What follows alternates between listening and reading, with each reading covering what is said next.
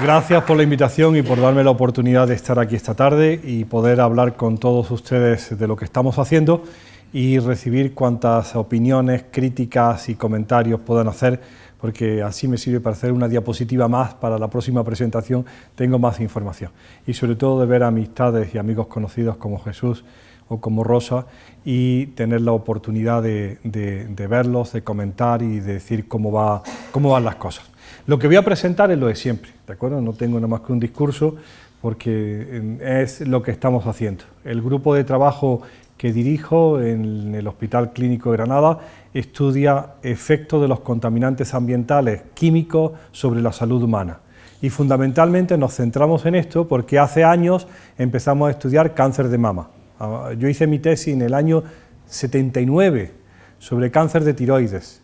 Después me fui a estudiar por ahí fuera cáncer de próstata, después cáncer de mama, y siempre estudiaba en humanos cómo afectan tumores hormonodependientes, es decir, tumores que en su origen tienen la presencia de las hormonas o la intervención de las hormonas, como es tiroides, mama o próstata. Y en un momento determinado en la carrera, estábamos en la carrera de estudio de investigaciones, en el año 87 nos tropezamos con un problema en uno de los laboratorios de investigación en Estados Unidos, que fue la contaminación por plástico, ¿de acuerdo? Año 87. Entonces descubrimos entonces que los plásticos habituales podían ser estrogénicos, es decir, mimetizar o semejar a las hormonas naturales. Y desde entonces pues estamos metidos en pesticidas, en plásticos, en detergentes, en textiles, y es lo que vengo a contarle esta tarde. El contenido fundamental es, de nuevo, recordarle lo que es la palabra esa rara que utilizamos desde siempre y que no hemos querido traducir de ninguna otra manera, nada más que disrupción endocrina, que es el trastorno hormonal que se produce dentro de un individuo como consecuencia de la exposición a compuestos químicos que modifican los niveles hormonales, ¿no? No se trata de farmacología ni de tomar medicinas como la píldora anticonceptiva, no vamos a hablar de eso. Vamos a hablar de sustancias químicas que modifican el equilibrio hormonal. Y en ese equilibrio tiene mucho que ver la exposición a través de los alimentos. Hablaremos de pesticidas, de envases alimentarios y les comentaré las últimas novedades en textiles y en cosméticos. Desde hace varios años, 1 o 2 años, empiezo siempre la conferencia con este pez, ¿no? Cuando se lo enseño a los estudiantes de medicina me dicen un pez, ¿esto qué es? Un pez. Cuando se lo enseño a los médicos endocrinos ya con una carrera me dicen un rodaballo, ¿no? Ya identifican la especie y el sabor, pero los estudiantes dicen un pez. Bueno, pues eso es un rodaballo y me da mi pie para empezar la historia. El rodaballo, toda esta historia me la contaron hace 2 años en el Instituto de Ciencias Naturales, en el Museo de Historia Natural de París, donde le daban un homenaje al profesor Sonnenschein, con el que yo había estado trabajando en Boston. Ya tiene el hombre 84 años y está de homenajes, y una profesora francesa, muy en la cultura francesa del debate y del recordar siempre la historia previa de donde estamos, pues empezó su conferencia con esta misma idea. Dice, este rodaballo es la profesora Demenex, Bárbara Demenex, experta en desarrollo neuroconductual y cerebro. Y empieza la historia así. Dice, este rodaballo no ha sido siempre así. De niño el rodaballo es un pez normal, con cara derecha y cara izquierda, que en un momento determinado decide tumbarse en el fondo marino. Y para tumbarse en el fondo marino tiene una enorme transformación morfológica del sistema digestivo y del sistema neurológico para adaptarse a vivir toda su vida tumbado, ¿no? Yo digo siempre, si los 2 ojos se le quedaran en el mismo lado, pues tendría uno siempre metido en la arena, con lo cual los 2 ojos tienen que migrar al mismo lado y ya toma este aspecto tan raro, ¿no? De un ojo aquí y otro ojo allí. Bien.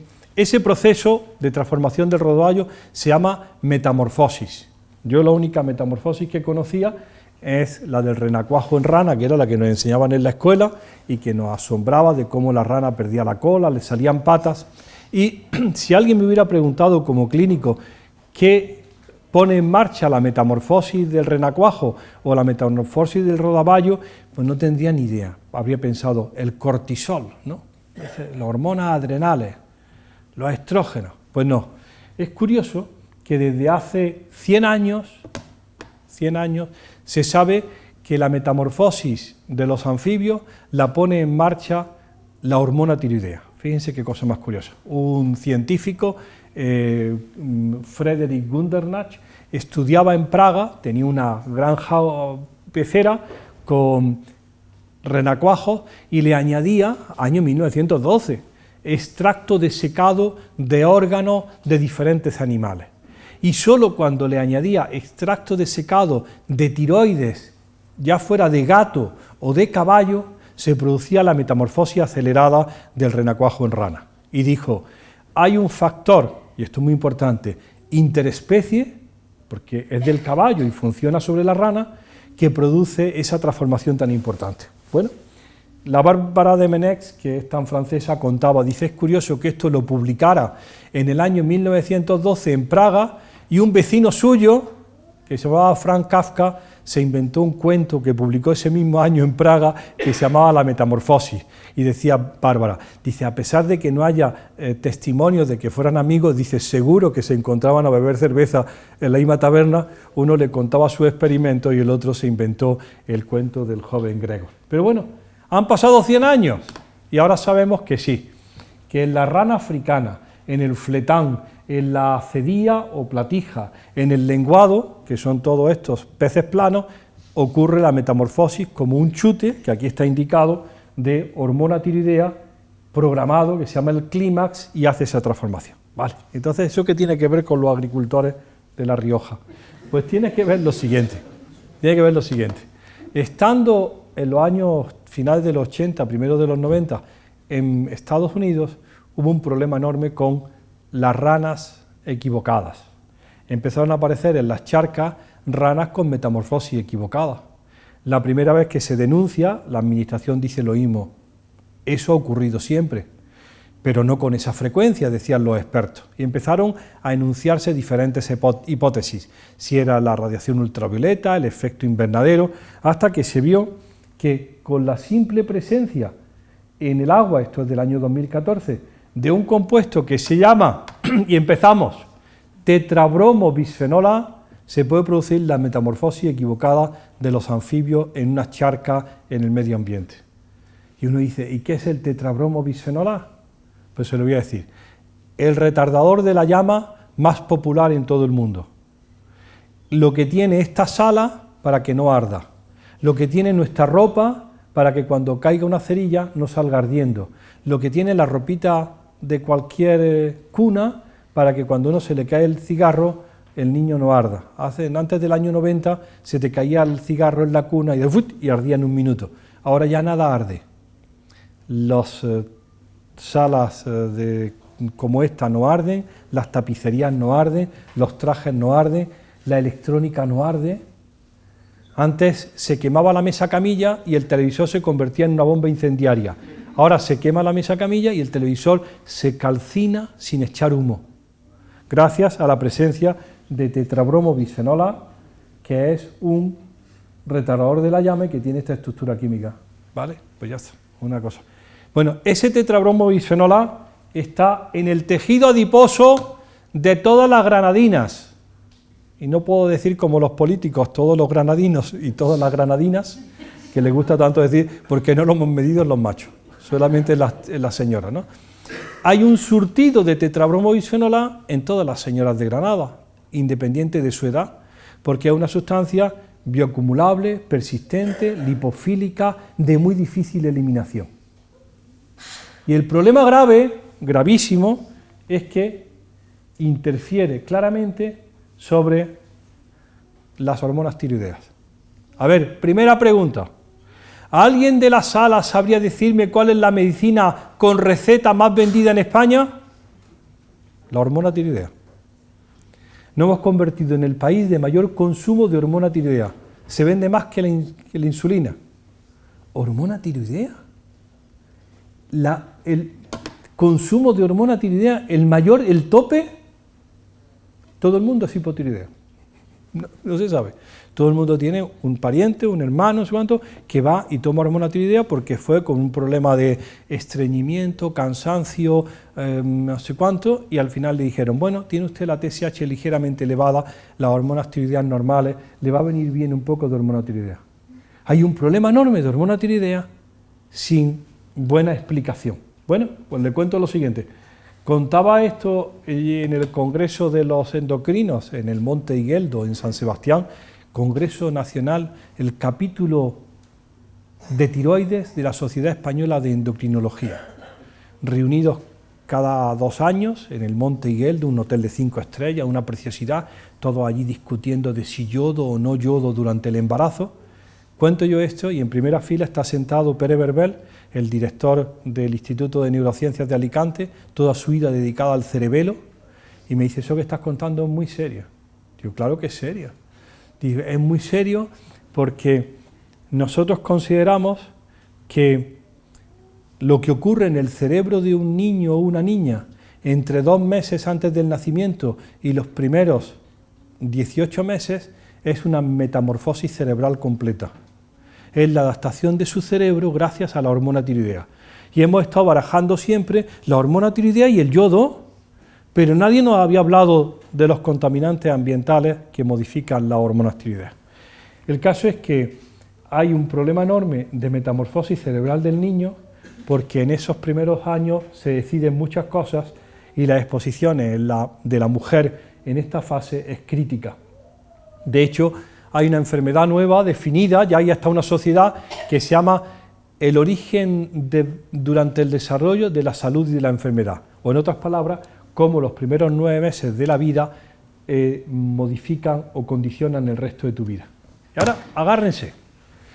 Davos, conferencia de Davos, donde están todos los países ricos a ver cómo se reparten el pastel.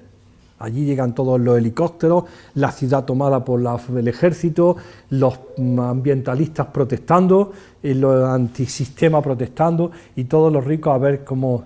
Pues en el año pasado, Anthony Lake, el director ejecutivo de UNICEF, toma el podium y dice lo siguiente. Está en castellano. Los estímulos positivos, la nutrición adecuada, la protección frente a la violencia y frente a la contaminación ambiental modelan el futuro de los niños y determinan el futuro de sus países, sus economías y el futuro del mundo. Le explica a los poderosos que las exposiciones que ocurren en cualquier niño desde que la madre está preñada hasta los primeros 2 años de vida van a condicionar el riesgo de sus enfermedades, su inteligencia y su capacidad de crecimiento económico. Pues claro, tiene que hablarles de crecimiento económico, que al fin y al cabo es lo que dice. Los primeros 1000 días de un ser humano son críticos para su desarrollo y nuestro éxito económico. Claro, tiene que, con esas palabras. Y se inventan una cosa que se llama los primeros 1000 días. Dice, unos 1000 días. Y hacen las cuentas y dice, 270 de embarazo, más 365 del primer año, más 365 del segundo año, anda, 1000 días justos. Y lo llaman los 1000 días. Los 1000 días en que hay que prevenir las exposiciones ambientales, hay que asegurar la nutrición y prevenir, hay que asegurar la educación y prevenir la violencia, la exposición a la violencia. Dice, y con eso se consigue lo más importante, personas inteligentes, competitivas y productivas, y lo que se está hablando, ¿no?, de economía. Bueno, les contaré que el mensaje de los 1000 días, que era tan precioso, algunos países lo han descafeinado, ya se pueden imaginar qué país, y entonces, sí, a ver si durante los primeros 1000 días comen bien y le podemos dar un suplemento alimentario en forma de potito suplementado. Oh, forget it, olvídate, lo que está hablando es de mucho más. Está hablando de la prevención de las exposiciones y del cuidado integral de los niños. Porque la clave para nosotros, y es lo que va a salir adelante en toda la conferencia, es que nos importan poco los adultos. Cada vez menos me importa la gente como yo de 63 años. Lo que me importa fundamentalmente son las mujeres jóvenes, porque son las que se van a preñar y las que van a tener la responsabilidad de las exposiciones de los nuevos seres. Bien, vamos a hablar mucho de eso. Concepto de disrupción endocrina. Algunos ejemplos de exposición. Bien, esta es la gran palabra. Los disruptores endocrinos, que es por lo que yo estoy aquí, son sustancias químicas, contaminantes ambientales, que tienen efectos adversos para la salud de un organismo o su descendencia como consecuencia de cambios en la función endocrina. Quien quiera leérselo todo, en el último informe de la OMS, está en el año publicado en el 2013, viene accesible, está en la web y se saca toda la información. ¿Qué hemos aprendido en 20 años de disruptores endocrinos? Ya está, esa diapositiva tengo que corregirla porque ya son 22, ¿no? Es desde el año 96. Las fuentes de exposición a estos compuestos químicos son universales e inadvertidos. La clave son múltiples residuos en bajas concentraciones. La clave es el efecto combinado de esos múltiples residuos, y vamos a hablar mucho esta tarde de eso. Las curvas dosis-respuesta son como para las hormonas, muchas veces paradójicas, y la clave es el momento en que ocurre la exposición. La susceptibilidad individual. No es lo mismo la exposición a estos contaminantes de una madre preñada de un niño de 3 semanas o de 5 semanas que un adulto con 70 años que tiene otras necesidades.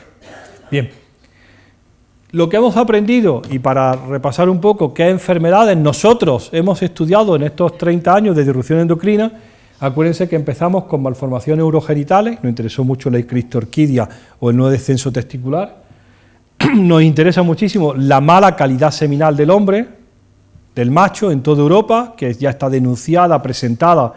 Es decir, imagínense la situación en la que estamos. Tenemos una hipótesis ambiental muy fastidiosa, que es la calidad seminal de un muchacho, de un señor de 34 años que no preña a nadie, ¿de acuerdo? Se definió en los 40 días posfecundación en el vientre de su madre. Es decir, lo que ocurrió de exposiciones en el vientre de su madre en 40 días posfecundación, que es cuando la madre ni siquiera sabe todavía que está preñada, condiciona la mala calidad seminal que tiene el muchacho con 34 años. No lo que hacía viendo la tele, ni lo que le apretaban los calzoncillos, que es la hipótesis, ¿no? Es la vida sedentaria, son los sleep, es el ordenador, es el móvil. No, tío. Son las exposiciones del feto macho a estrógenos durante el embarazo de la madre. Porque así funcionan todos los modelos animales. Y nosotros somos animales más complejos, pero animales al fin y al cabo. Las exposiciones tempranas condicionan esos fracasos. ¿Saben cuál es la respuesta de la sociedad actual al problema de la infertilidad o de la infecundidad de las parejas? La averiguación de los factores de riesgo, que va las clínicas de reproducción asistida. Como yo digo, en Granada ya hay más que farmacias. Cada esquina hay una clínica de reproducción asistida. Por 6.000 euros elige el sexo y el color. Y se acabó el problema. Dicen, no puede ser.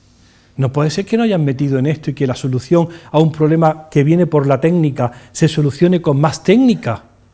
Los propios problemas que nuestra sociedad de desarrollo genera se solucionan con más técnica, cuando hay al final causa o explicaciones sencillas de cómo.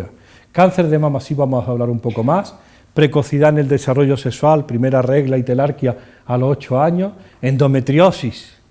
Ya hay que preguntar a la gente joven, ¿quién no tiene endometriosis? Si todo el mundo tiene un problema de fertilidad y le diagnostica una endometriosis, cáncer de próstata que sube al 7% anual, disfunción tiroidea, la medicina más vendida en España, con receta, la hormona tiroidea.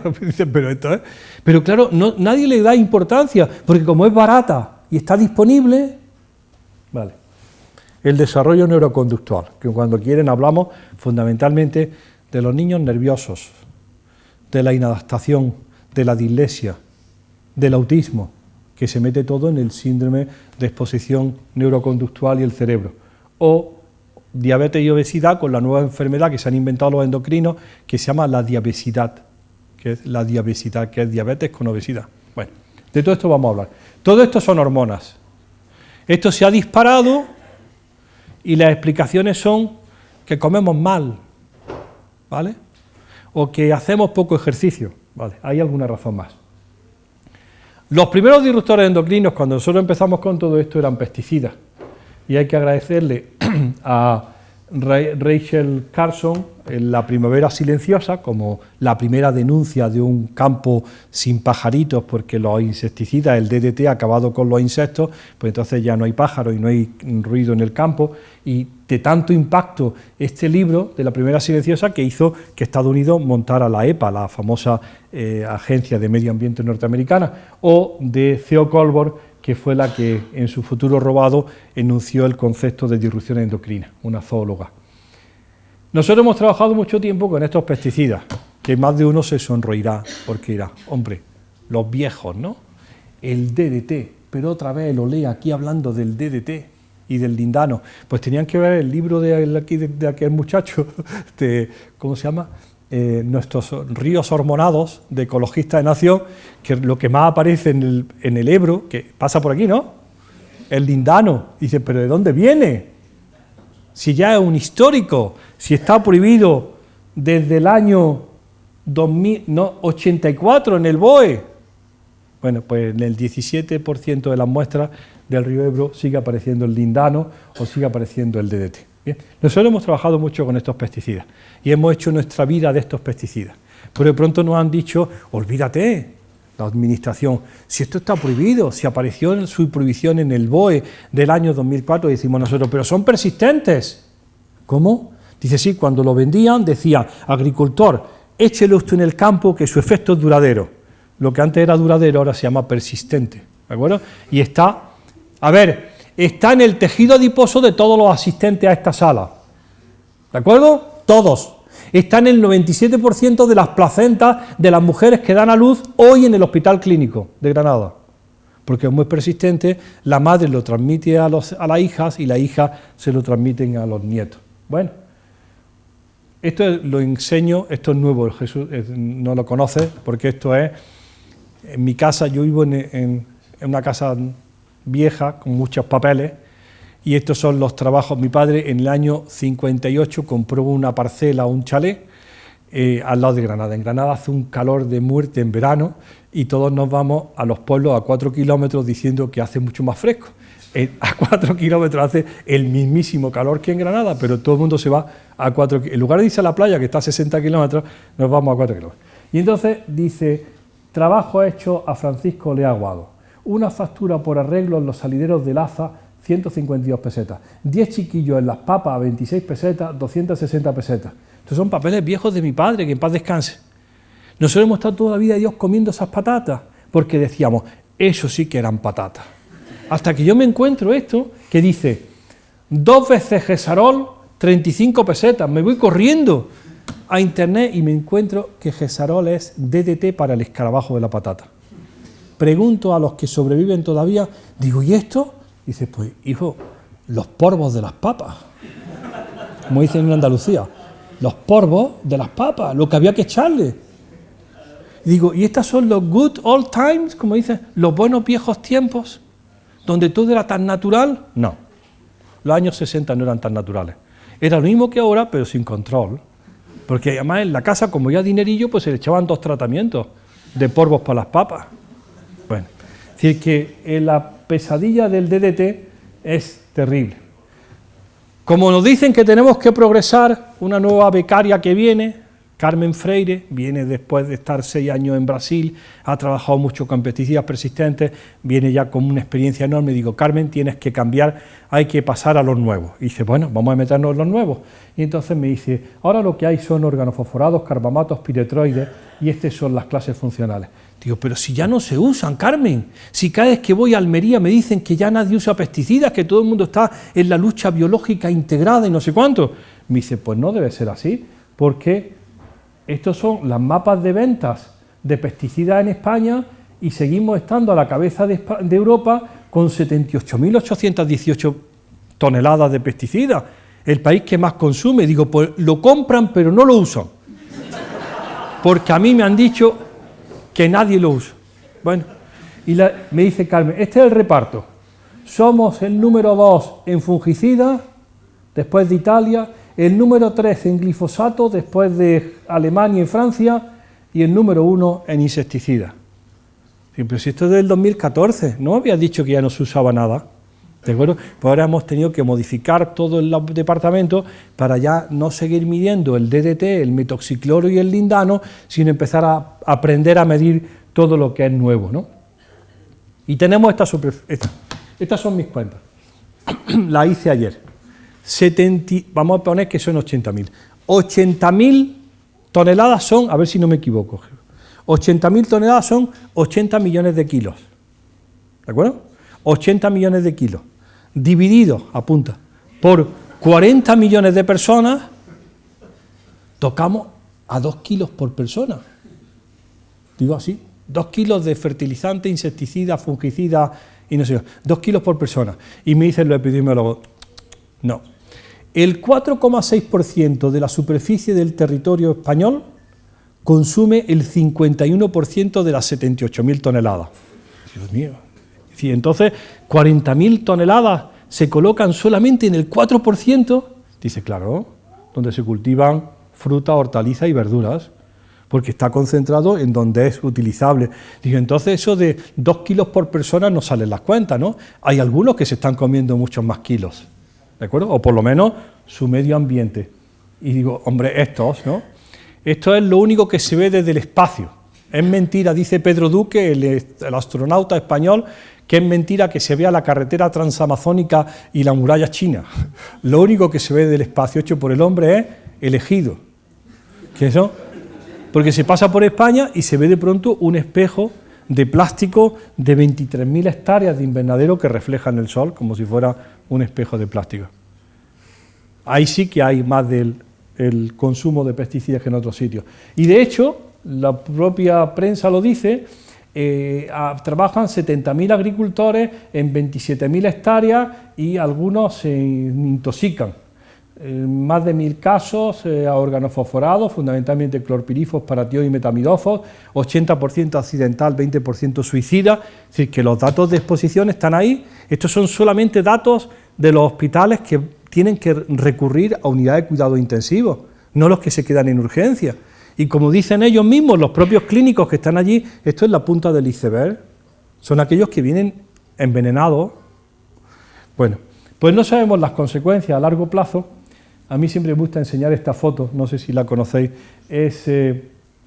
me llaman a una conferencia en Albacete, de Granada a Albacete hay que pasar por los cerros de Úbeda. Y estos son los cerros de Úbeda.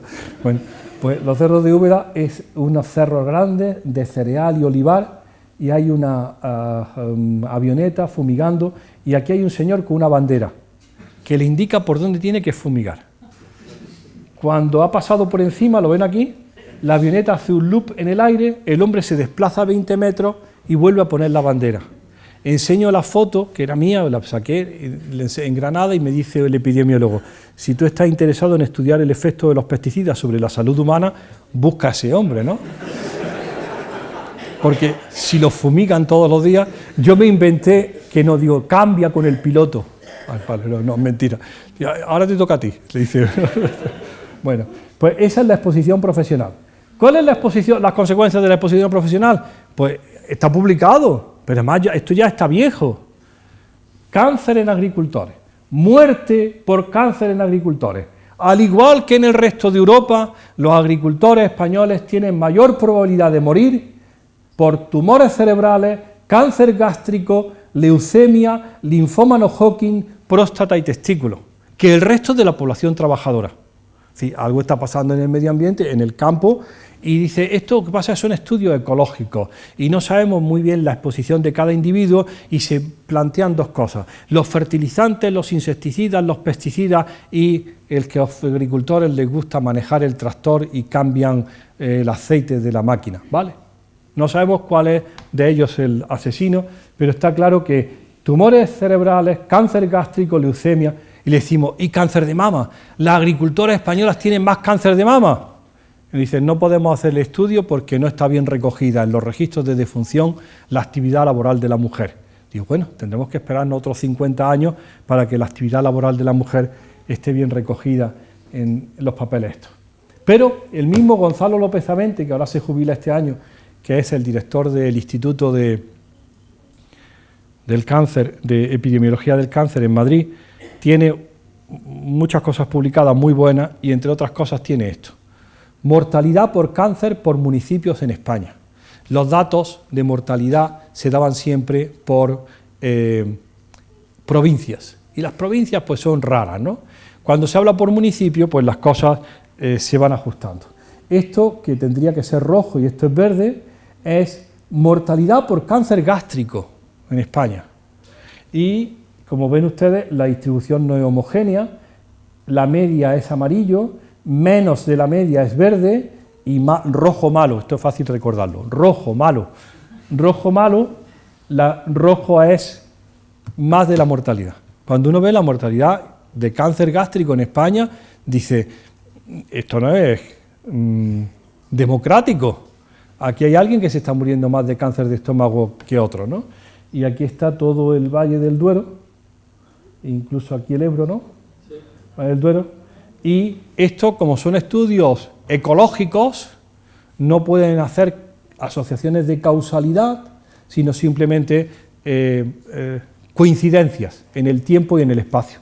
Y sirven para enunciar hipótesis. Y las dos grandes hipótesis aquí que hay es la contaminación por arsénico natural en el medio y la segunda, el que estos meten los salchichones en la chimenea, meten los embutidos en la chimenea y ahuman en lugar de salar, ¿de acuerdo? Ese es el gran pecado.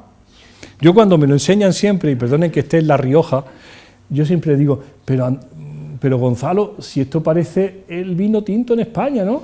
Valdepeña, el Penedel, La Rioja y el Toro Rueda. Dice, no, va a ser el arsénico. Digo, vale, pero parece el vino tinto. Bueno, el caso, esa es mi hipótesis, pero no tengo ninguna razón.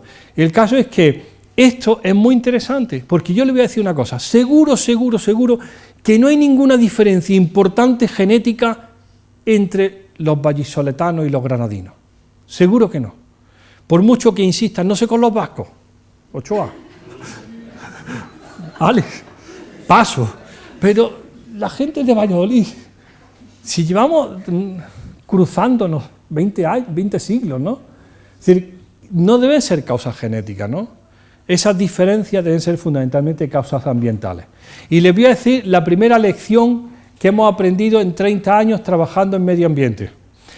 En términos de predicción de enfermedad, acierta más el código postal que el código genético. ¿De acuerdo? El código postal parece más importante que el código genético.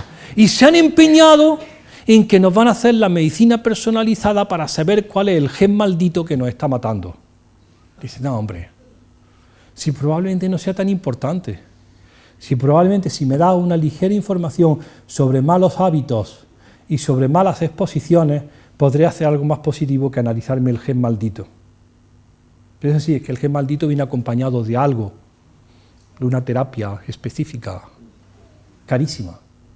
Pero si las exposiciones tienen ese valor en términos, dicho por Gonzalo López Aventi y los epidemiólogos, en términos de predicción acierta más el código postal que el código genético. Bueno, vamos a seguir. Nos interesa el residuo en alimentos, y el residuo en alimentos sigue lo mismo que hace 15 años. El 60% de lo que consumen los europeos no tiene ningún residuo, el 36% tiene algún residuo dentro de la legalidad y solamente un 2,8% tiene algún residuo fuera de la legalidad, por encima de la legalidad. Es decir, sigue bajo control teóricamente. Ese nivel de residuo está puesto, vamos a decírselo muy claro, para compuestos considerados su toxicidad de forma individual. Si un tomate tiene 7 residuos, la ensalada 37 y el plato del día 45, eso no tiene importancia. El residuo pepito en el tomate está dentro de la legalidad. ¿Entienden cómo es la regla? Es, ¿cuánto tiene de clorpirifos este tomate? X. ¿Está por debajo del número mágico? Sí. Entonces, aceptable. Digo, pero si es que el tomate tiene 7 residuos. No, pero los residuos se tratan de forma individual. Para cada producto, en cada alimento y formando parte del plato del día. Dice, pero entonces eso no me sirve, porque si 17 residuos tuvieran un efecto aditivo, sinérgico, antagónico, combinado, me gustaría saber cuál es la toxicidad de la ensalada, no del el pesticida Pepito en el tomate? No hay manera. Tanto REACH y tantos sistemas de registro y ha sido imposible tener en consideración el efecto combinado, que es la realidad de la exposición. La exposición no ocurre a compuestos únicos, ocurre a múltiples compuestos en cada. Bueno, pues entonces nos quedamos muy contentos porque todo está dentro de la legalidad. Hay algunas fuentes de exposición que me gustaría recordar, que son aquellas no ligadas a la alimentación. Estamos hablando de pesticidas, como es jardinería, muchos de los productos prohibidos en agricultura para alimentación pasan durante unos años de reposo a jardinería, o en farmacología. Esta es Teresa, que ya tiene 32 años, pues la vez que la pelamos porque había piojos en la compañía de María. Y entonces les pusimos un producto que había maravilloso para combatir los piojos. Y decía en el producto, isómero gamma del hexaclorohexano, se lo digo en otras palabras, lindano. Estaba prohibido en las patatas de La Rioja, que se utilizó mucho. Estaba prohibido en los tomates, estaba prohibido en todos sitios, pero estaba en la estantería del cuarto baño de mi casa. Y decía, aplíquese cada 15 días. ¿Qué hacíamos los buenos padres? Aplicarlo todos los días durante 15 días. ¿Quién quería ver piojos? Pelarla. Pues esas son formas de exposición. O este más antiguo, de higiene y precaución, colonia con DDT. Ahuyenta y elimina los insectos y combate la caspa. ¿De acuerdo? ¿Quién de aquí utilizaba a su madre de usted Colonia Cruz Verde todas las mañanas? Pues no le echen la culpa al agricultor, que a lo mejor tú tenías tu dosis de DDT todas las mañanas porque era muy bueno para ahuyentar la caspa, como dice ahí, ¿no? Bueno, estas son formas inadvertidas de pesticidas en otro uso. Nosotros, déjeme que le cuente durante 5 minutos nuestra aproximación primera al mundo de los pesticidas persistentes. Como había una parte nostálgica de la primavera silenciosa y en los años 90 todo el mundo tenía su estudio de DDT y cáncer de mama, decidimos, sabiendo que esta es la realidad de España, el cáncer de mama aumenta al 2,5% anual desde el año 1984. Y dicen, ¿es la detección mamográfica? Mentira, eso solamente afecta al rango de 49 a 60 años y ya está asumido. ¿Es la edad? Mentira, a quien afecta fundamentalmente a mujeres menores de 45 años. El cáncer de mama aumenta en España, estos son los datos de Granada porque hay registro provincial, al 2,5% anual. Entonces nos metemos en cáncer de mama, estos son los múltiples factores de riesgo en cáncer de mama y nosotros colocamos aquí esto, exposición a compuestos químicos. A ver si junto con la edad del primer embarazo, la dieta, el sobrepeso, el ejercicio físico, la enfermedad benigna, el género, todos los genes, a ver si tiene un peso. Hacemos nuestro estudio y nuestra hipótesis es la siguiente, se la explico muy brevemente. A las enfermas de cáncer de mama y a los controles, que son mujeres de la misma edad, más o menos 3 años y del mismo pueblo, le analizamos la porquería, a ver, se lo explico, la porquería que tienen acumulada en el tejido mamario. Cuando se operan nos dan un pedacito de grasa y analizamos la porquería que tienen acumulada. Eso lo llamamos la carga contaminante. Bueno, metemos el estudio y nos sale lo siguiente. El mayor factor de riesgo de cáncer de mama en la provincia de Granada, dirán ustedes, trabajar en la agricultura. No. Tener estudios universitarios. Dios mío, ¿dónde nos hemos metido? Ir a la universidad. Nosotros que ya somos suficientemente impopulares. Ahora encima, ya no solamente con los agricultores, sino ahora con el rector, decirle que la universidad produce cáncer. Bueno, afortunadamente para nosotros, el tercero de los... Estos son como papeletas, se lo voy a explicar. Si uno tiene 6 de ratio, es como la Lotería Nacional. Si uno ha ido a la universidad, te dan 6 papeletas para tener cáncer. Si además tienes una alta carga estrogénica, te doy 3 más. Si además fumas, te doy 2 papeletas más. Y al final tienes 50 papeletas. ¿Te va a tocar la Lotería Nacional? No sabemos, pero más probabilidad que quien no tiene nada más que una papeleta. Bien.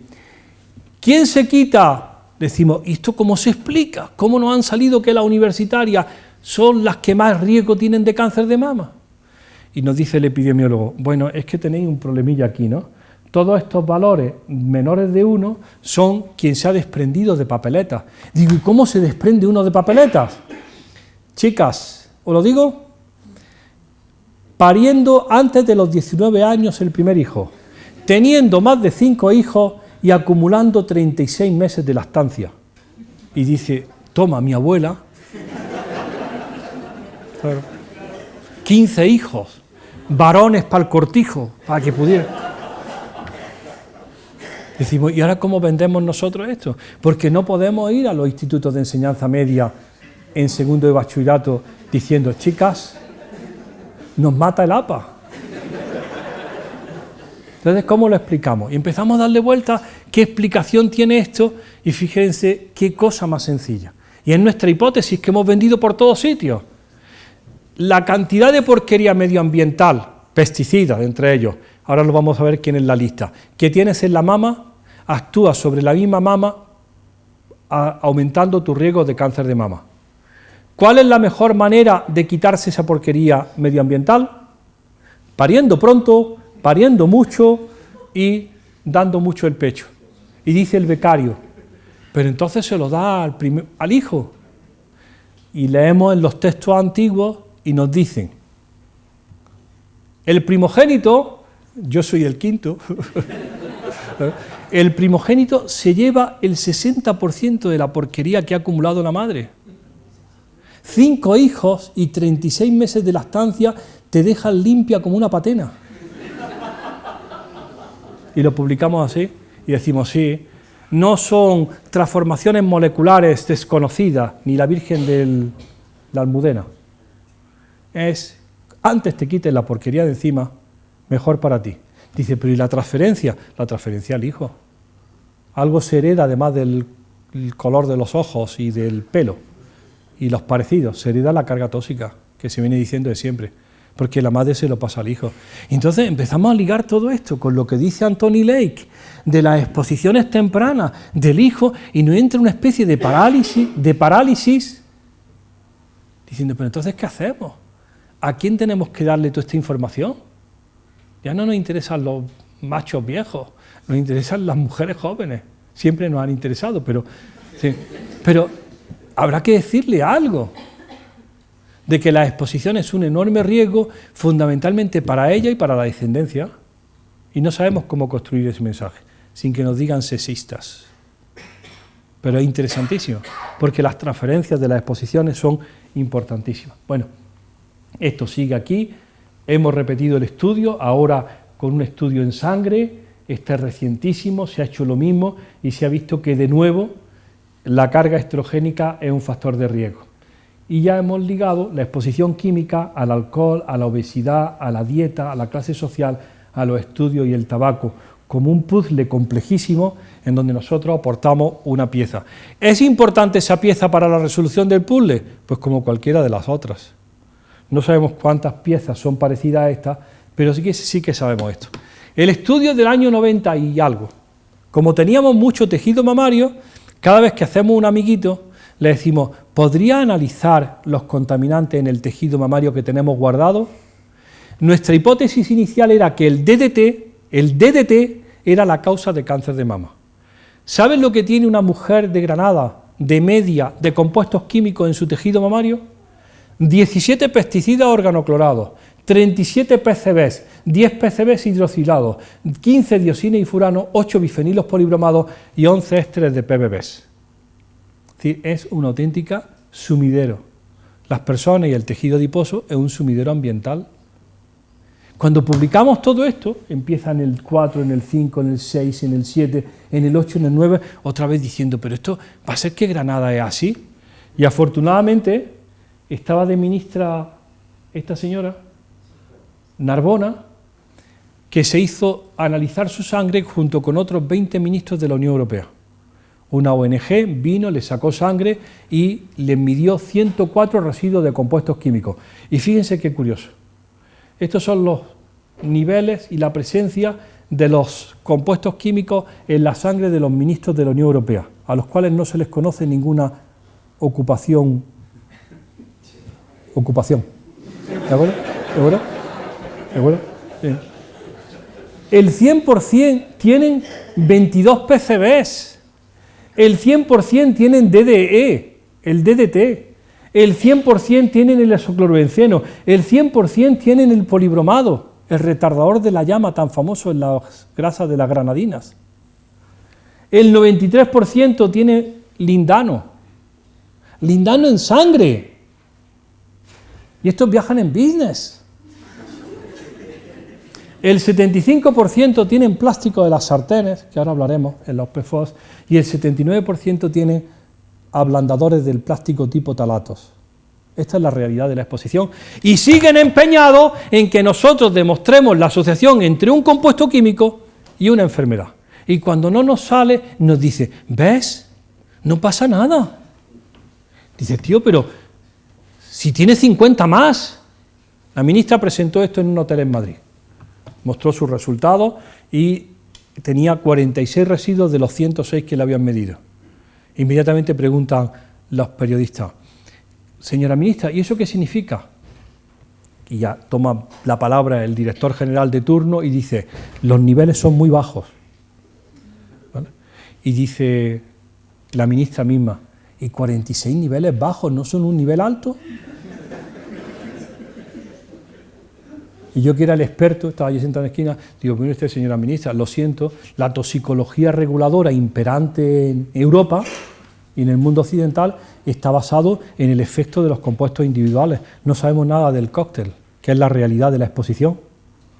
Entonces los periodistas siguen presionando y me preguntan, y les digo, pues mire usted, señora, me pasan los datos que eran privados, los veo, miro las cantidades, digo, pues señora ministra, lo único que le puedo decir es que si fuera usted un tomate, sería comestible. Es patético. Eso es todo lo que podemos decir. Es legal. Podría ponerle un letrerito aquí con el precio, a 2,50. Es una sensación tan enorme de tomadura de pelo, dice, pero ese es el sistema de regulación. Yo soy radiólogo, vengo de cáncer de mama, y te metes en esto y dices, pero esto es lo que tenéis entre manos, Jesús. Esto es lo que habéis inventado. Esto es una tomadura de pelo. Esto no puede satisfacer a nadie. Residuos individuales con números aleatorios y factores de corrección decididos en Roma en el año 1960. Ahora un factor de 20 porque no somos ratas. Ahora un factor de 17 para seguridad. Dices, pero esto... Bueno, esa es la forma de evaluación de los riesgos. Exposición teórica a pesticidas organoclorados. Quiero recalcar lo de la transferencia madre-hijo. Probablemente para los niveles de DDT y de otros pesticidas organoclorados, la mayor fuente de exposición actual de cualquier individuo no es ni la vaca, ni la cabra, ni el queso, ni la leche, es la madre, porque la madre es el mamífero más viejo que ha estado en contacto con el niño, 36 años, acumulando para ser primeriza con 36 años. Bien. De hecho, el 99% de las placentas de las mujeres que dan a luz en el Hospital Clínico de Granada tienen este surtido de endosulfanes, DDT y aldrines. Cambiamos de turno. Algunos componentes de los envases alimentarios y de elementos empleados en la preparación de alimentos pueden ser también disruptores endocrinos, porque por el momento es lo que el agricultor le ha echado, los polvos, ¿de acuerdo? Ahora vamos a ver, ¿hay alguien más que contribuya a la exposición alimentaria de todo esto? Y le he preparado esta mañana en el tren estos ejemplos, que los vamos a ver muy rápido. Las latas de conserva con recubrimiento interior de plástico, ¿les suena? El recubrimiento cerámico que dicen ellos. Los biberones de policarbonato, los tickets de caja térmicos, esos que llevan ustedes en el bolsillo para ir a descambiar una falda y cuando llegan abren el ticket y lo único que hay es un polvillo blanco. ¿De acuerdo? Las sartenes antiadherentes, las botellas de plástico tipo PET y las cajas de pizza. La clasificación de los plásticos nos interesa mucho porque algunos de ellos son claramente hormonalmente activos.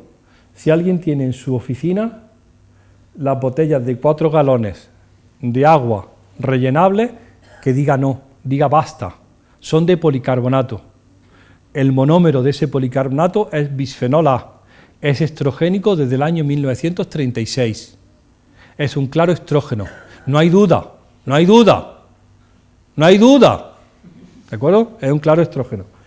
Entonces, buscar el número 7 y si es policarbonato, fuera. Y después vamos a repasar algunos de los otros.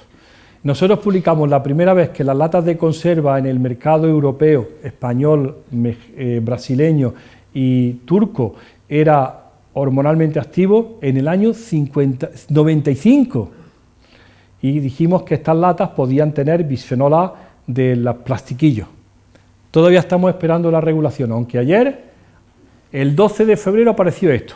El uso del BPA como monómero en la fabricación de materiales y objetos plásticos está regulado. ¿Vale? El uso de BPA en la fabricación de biberones está prohibido.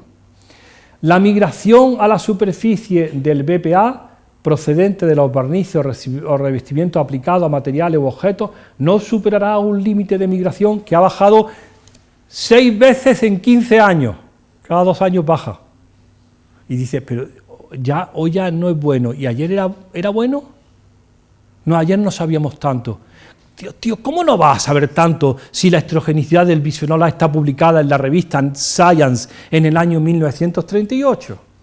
Bueno, no obstante, claro, esto muy claro, desde lo dispuesto en el apartado, esto es septiembre del 18, los barnices o revestimientos aplicados a materiales o objetos destinados especialmente a entrar en contacto con preparados para lactantes, preparados de continuación, alimentos cereales, alimentos infantiles, usos médicos, toda esta lista, no pueden tener nada de bisfenol A, 0, para septiembre. Esto lo llevamos diciendo, se lo repito otra vez, desde el año 95. Ahora ya para septiembre del 18 ya se va a aplicar. Vale. ¿Quién sabe de los asistentes a la sala que los biberones de policarbonato con los que hemos alimentado a todos nuestros niños están prohibidos en la Unión Europea desde el 30 de junio del 2011? Con todo lo que hemos alimentado a todos, ¿se acuerdan cómo era? Los biberones servían, la olla tenía un polvo blanco, cuando metían la mano yo decía, mira, la cal, ahora no, ahora digo bisfenol A. Ese polvo blanco era parte de constituyente por el calor del propio plástico, ese bisfenol es estrogénico, no hay ninguna razón que justifique que un niño lactante tome todos los días una dosis de bisfenol A estrogénico. El 30 de junio del 2011 se prohibieron de un plumazo todos los biberones de policarbonato plástico en la Unión Europea. Y ahora todo en el mercado es, si lo van a ver a cualquier tienda, es BPA free. Si van al supermercado, a la farmacia, donde sea, todo pone BPA free. Lo curioso de todo es que ahora pone BPA free hasta en cosas que nunca han tenido BPA. Porque como vende, ahora las lentejas son BPA free. Cualquiera le puede poner BPA free porque es como es una hojita así, una hoja verde. Y el BPA free pues vende bien. Dices, pero si esto nunca ha tenido BPA, ¿cómo puede ser BPA free? ¿Será bien? Bueno, pues que sepan que todo es BPA free ahora, porque no hay razón que justifique lo que hemos hecho durante tantos años. Darle diariamente a nuestros niños, cada 6 horas, una dosis de bisfenol A estrogénico, pensando que no va a pasar nada. ¿Quién sabe de los asistentes a la sala que los tickets térmicos están prohibidos en Francia desde noviembre del 2013? Esos tickets que llevamos todos en la cartera, que se les va el número, que te los dan las máquinas, los datáfonos, todo, eso están prohibidos, porque son bisfenol A puro. Son bisfenol A y lo que se suelta es bisfenol A. Cuando yo lo digo en España, está hecho, cuando lo digo en España me dicen del Ministerio, sí, nosotros también lo vamos a prohibir, en el 2020. Y les digo, ¿pero por qué razón te tienes que esperar al 2020? La decisión de Francia de prohibirlo fue porque 2 diputadas de la Asamblea Nacional Francesa le dijeron a sus compañeros machos, habéis prohibido los biberones de policarbonato, hay que tener cuidado con las mujeres jóvenes, decenas de miles o cientos de miles de mujeres jóvenes trabajando como cajeras en los supermercados y que manejan con la mano kilómetros de papel térmico todos los días y que están dispuestas a preñarse. Yo voy el otro día al supermercado y veo a la señorita que me da el papel térmico con una barriga enorme. Y le digo, ¿qué? Enhorabuena. Dice, sí, estaba antes reponiendo lata y me han traído aquí a la caja. Y digo, ¿se lo digo o no se lo digo? Vete con las latas.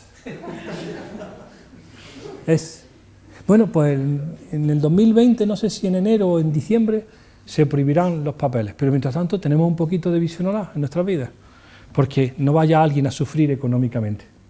El papel térmico en Francia es BPA free. Consecuencia de estas exposiciones, nosotros no tenemos laboratorio, tenemos estudios epidemiológicos, y tenemos un estudio epidemiológico que se llama Infancia y Medio Ambiente, que tiene 3.600 madres con sus niños de Asturias, Guipúzcoa, Sabadell, Ribera del Ebro, Menorca, Valencia y Granada, que los vemos durante, ya los niños se nos han hecho grandes, tienen 14 y 15 años, y pedimos su orina, y estos son los niveles de BPA en orina. El 100% de los niños de 4 años del estudio de España mean todos los días plástico. ¿De acuerdo? Y cuando decimos los valores, 4,2 nanogramos mililitros, nos dicen, normal. Le decimos, negamos a que se diga que es normal ese valor.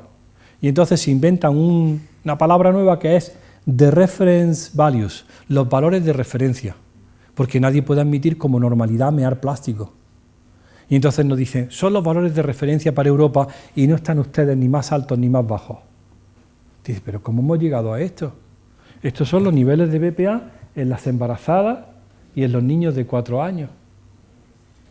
Algunos plásticos pueden ser tóxicos. Le he traído muy rápido esto para que vean lo que considera la administración que un plástico es tóxico. Esto es un cachalote, una sperm whale, no sé cómo se llama, la ballena de esperma, que varó en Castelldeferro, que es un pueblo de Granada. Se llama Castelldeferro, que se fastidie, pero se llama Castelldeferro. Se llama Castelldeferro. Y varó, y pasaba por allí un veterinario el año pasado y le hizo la autopsia y le sacaron esto de la tripa. Dicen los ecologistas o los ambientalistas, esa frase que dicen algunas veces, ¿no? Es que estos mamíferos marinos tienen apetencia por venirse a la tierra a morir. 27 kilos de plástico de invernadero se había comido el cachalote. Dice el ambientalista, el veterinario que le hizo, va por el mar con la boca abierta y se cree que los plásticos son calamares. Y dice el pobre cachalote, ¿cómo me he puesto hoy? Con una indigestión. Digo, estos son los plásticos. La segunda parte es lo que me están llamando los periodistas todos los días. Alguien, no se sabe de dónde, ha publicado que hay microplásticos en el agua embotellada. Y venga a llamarme, es que hay microplásticos, ¿sabe usted lo de los microplásticos?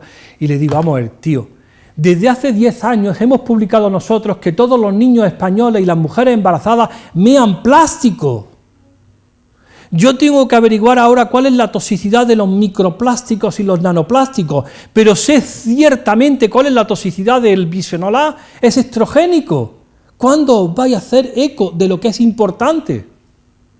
Bueno, pues me llaman porque están asombrados de que los peces, no sé qué será esto, de Menorca tienen estos plásticos y en Lanzarote pues hay un estudio importantísimo y una reunión bianual, ahora otra vez en el año 2018, de plásticos en el océano. Pues bien, que sepan ustedes que todos estos plásticos están ahora aireándose y es como si hubieran dado luz verde para que se pueda hablar mal del microplástico. Todos esos plásticos están en la sangre de las personas y fundamentalmente los niños mean plástico todos los días. Algunos plásticos pueden ser tóxicos y estos son los niveles de plástico en las orinas. Les presento otro grupo de plásticos, también relacionados con la alimentación, los perfluorados, PFOA y PFOS. Todo el proyecto europeo del que vengo de Berlín de ayer, 75 millones de euros, 27 países para hacer la Human Biomonitoring, ¿de acuerdo? Es medir esto que nosotros ya sabemos que está, pero lo vamos a medir ahora de forma, suena la palabra, armonizada. Armonizada. Bien. Pues es la medida de los perfluorados, compuestos químicos de este tipo, cadenas de flúor, que provienen fundamentalmente de los materiales antiadherentes de cocina, del Tefal y del Gore-Tex, de los aislantes. y que es cuando uno se pregunta dónde está el plástico de la sartén, porque ya se ve el metal, en mi casa se tiran cuando ya se ve el metal por debajo y ya nos da vergüenza que nos vean las... Pues, ¿dónde está el plástico de la sartén? Se lo digo ahora mismo, circulando en sangre y contribuyendo a una cosa que se llama los obesógenos. Los plásticos perfluorados actúan sobre el metabolismo lipídico y son obesógenos, producen obesidad en los niños y en los adultos. Y ya están declarados como tales, obesógenos. Y son fundamentalmente... De tal manera que va uno ahora al Corte Inglés y se encuentra que están todas las sartenes normales, las del pueblo, aquí, y en una esquina un altar con unas sartenes que valen 30 euros, 40 euros, y que uno mira, ¿por qué valdrán tanto? Las mira por arriba, se ve a la gente que les pone así. Porque pone fundamentalmente no PFOA, no perfluorados. Ya hay gente lista que vende material de cocina sin perfluorados. Entonces, o uno ha estado en esta conferencia y se ha enterado, o no encuentra razón por qué comprar sartenes sin PFOA que valen más caras. Porque no tienen algo. Son muy curiosos, después lo veremos. Bien. La exposición a los ftalatos la conocen ustedes bien, porque hubo una alerta de los ablandadores de los tetinas, chupetes y mordedores. No compréis en los chinos que tienen una sustancia tóxica. Pues bien, se hablaba fundamentalmente de los ftalatos. Pero es que los ftalatos ahora no están en muchas cosas, están como contaminantes fundamentalmente en otros muchos plásticos. Nosotros hicimos un estudio sobre el agua embotellada siguiendo a los alemanes en el mercado nacional. Compramos agua en todos estos sitios, en agua embotellada en los mercados de Granada, en PET, en Lugo, Guadalajara, Segovia, lo que venía de estas procedencias. Analizamos y nos dimos cuenta que el 83% del agua embotellada en PET es estrogénica y el 42% antiandrogénica. Lo publicamos y dijimos, no sabemos cuáles son los compuestos químicos responsables, pero no está en el agua del grifo. Aquí afortunadamente alguien ha sido cariñoso y nos ha puesto una jarrita con agua de grifo. El otro día estuve en Cádiz porque hay un movimiento enorme que venden en botella agua de grifo de Cádiz para animar el ayuntamiento a que se consuma agua del grifo, porque se han gastado el no sé cuánto % del presupuesto del municipio para asegurar la calidad del agua, pero alguien le está diciendo a todo el mundo que lo que sale por el agua no es, por el grifo es malo, que lo bueno se vende en botellitas de 250 mililitros que son perfectos. Y nosotros le decimos, pues no sabemos lo que se vende, pero es hormonalmente activo porque tiene residuos de compuestos químicos. Se arma el revuelo, nosotros pensamos que esto iba a tener una enorme trascendencia y entonces recibimos un inside visit. ¿Saben ustedes lo que es un inside visit? Una visita in situ, que es los fabricantes, el lobby del PET europeo quiere vernos. Llamamos al abogado, nos sentamos en una mesa, le enseñamos nuestros resultados, ellos nos traen PET recién salido de la tolva de fabricación, lo investigamos, decimos el PET no es estrogénico. Y dicen ellos, nosotros pensamos que lo que usted está encontrando es alguno, agárrense, de los 600 componentes que puede llevar la botella, que los hace el que hace la botella. Se lo añade para darle color, para ponerle un filtro ultravioleta para que aguante el sol, para que tenga flexibilidad, para que aguante el carbónico, para que aguante y no explote, para que el niño esté todo el día en la playa así con la botella y aquello no zumbe. Esos son los aditivos. Y nos dice que probablemente nosotros lo que estamos viendo son parte de los aditivos. Y le decimos, ¿y cómo puede identificar el consumidor los aditivos? No puede.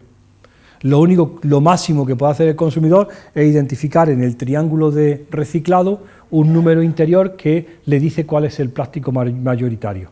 El 1 el PET, punto. Pero no sabe cómo se ha hecho la botella, lo cual desconfiamos enormemente.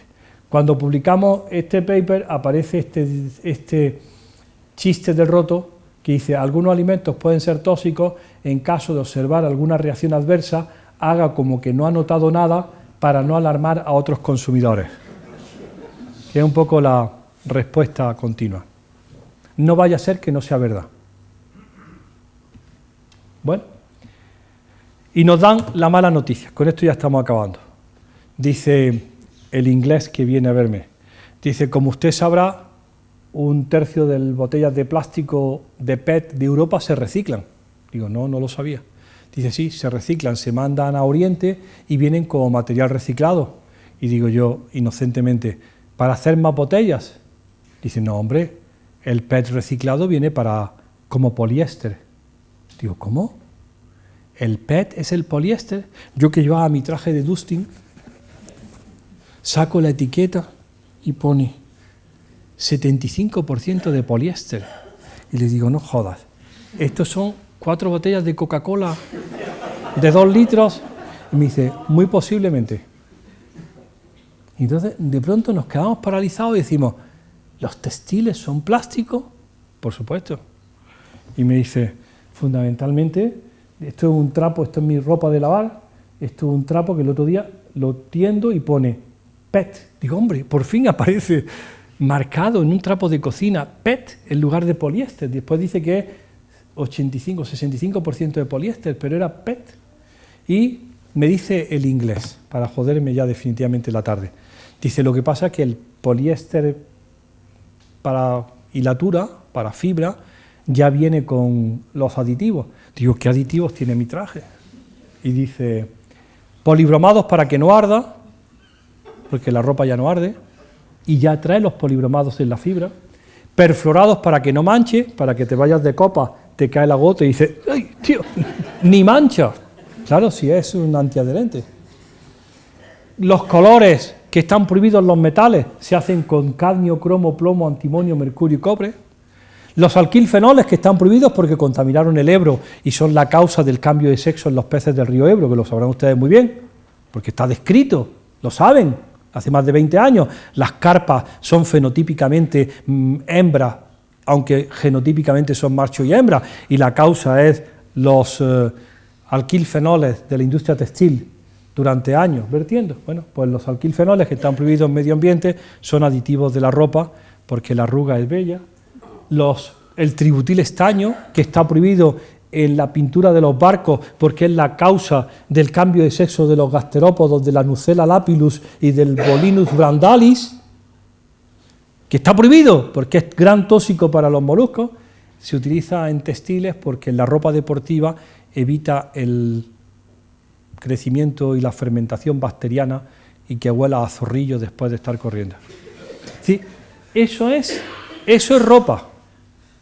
Entonces cojo a mi gente, tengo 32 personas, y les digo, nadie se mueve de aquí hasta que no encontremos el risk assessment, en la evaluación del riesgo que ha hecho Europa sobre textiles y que nosotros no sabíamos. Todavía la estamos buscando. Esto ha pasado desapercibido. Voy todos los años a un congreso que hay en Madrid, en el Museo del Traje, que se llama Slow Fashion, donde se discute cuál es el impacto de la industria descentralizada en Indochina y cómo los chinitos se están exponiendo a lo que hacemos de ropa. Y les digo, ¿pero vosotros sabéis cómo estamos los españolitos expuestos a la ropa que viene?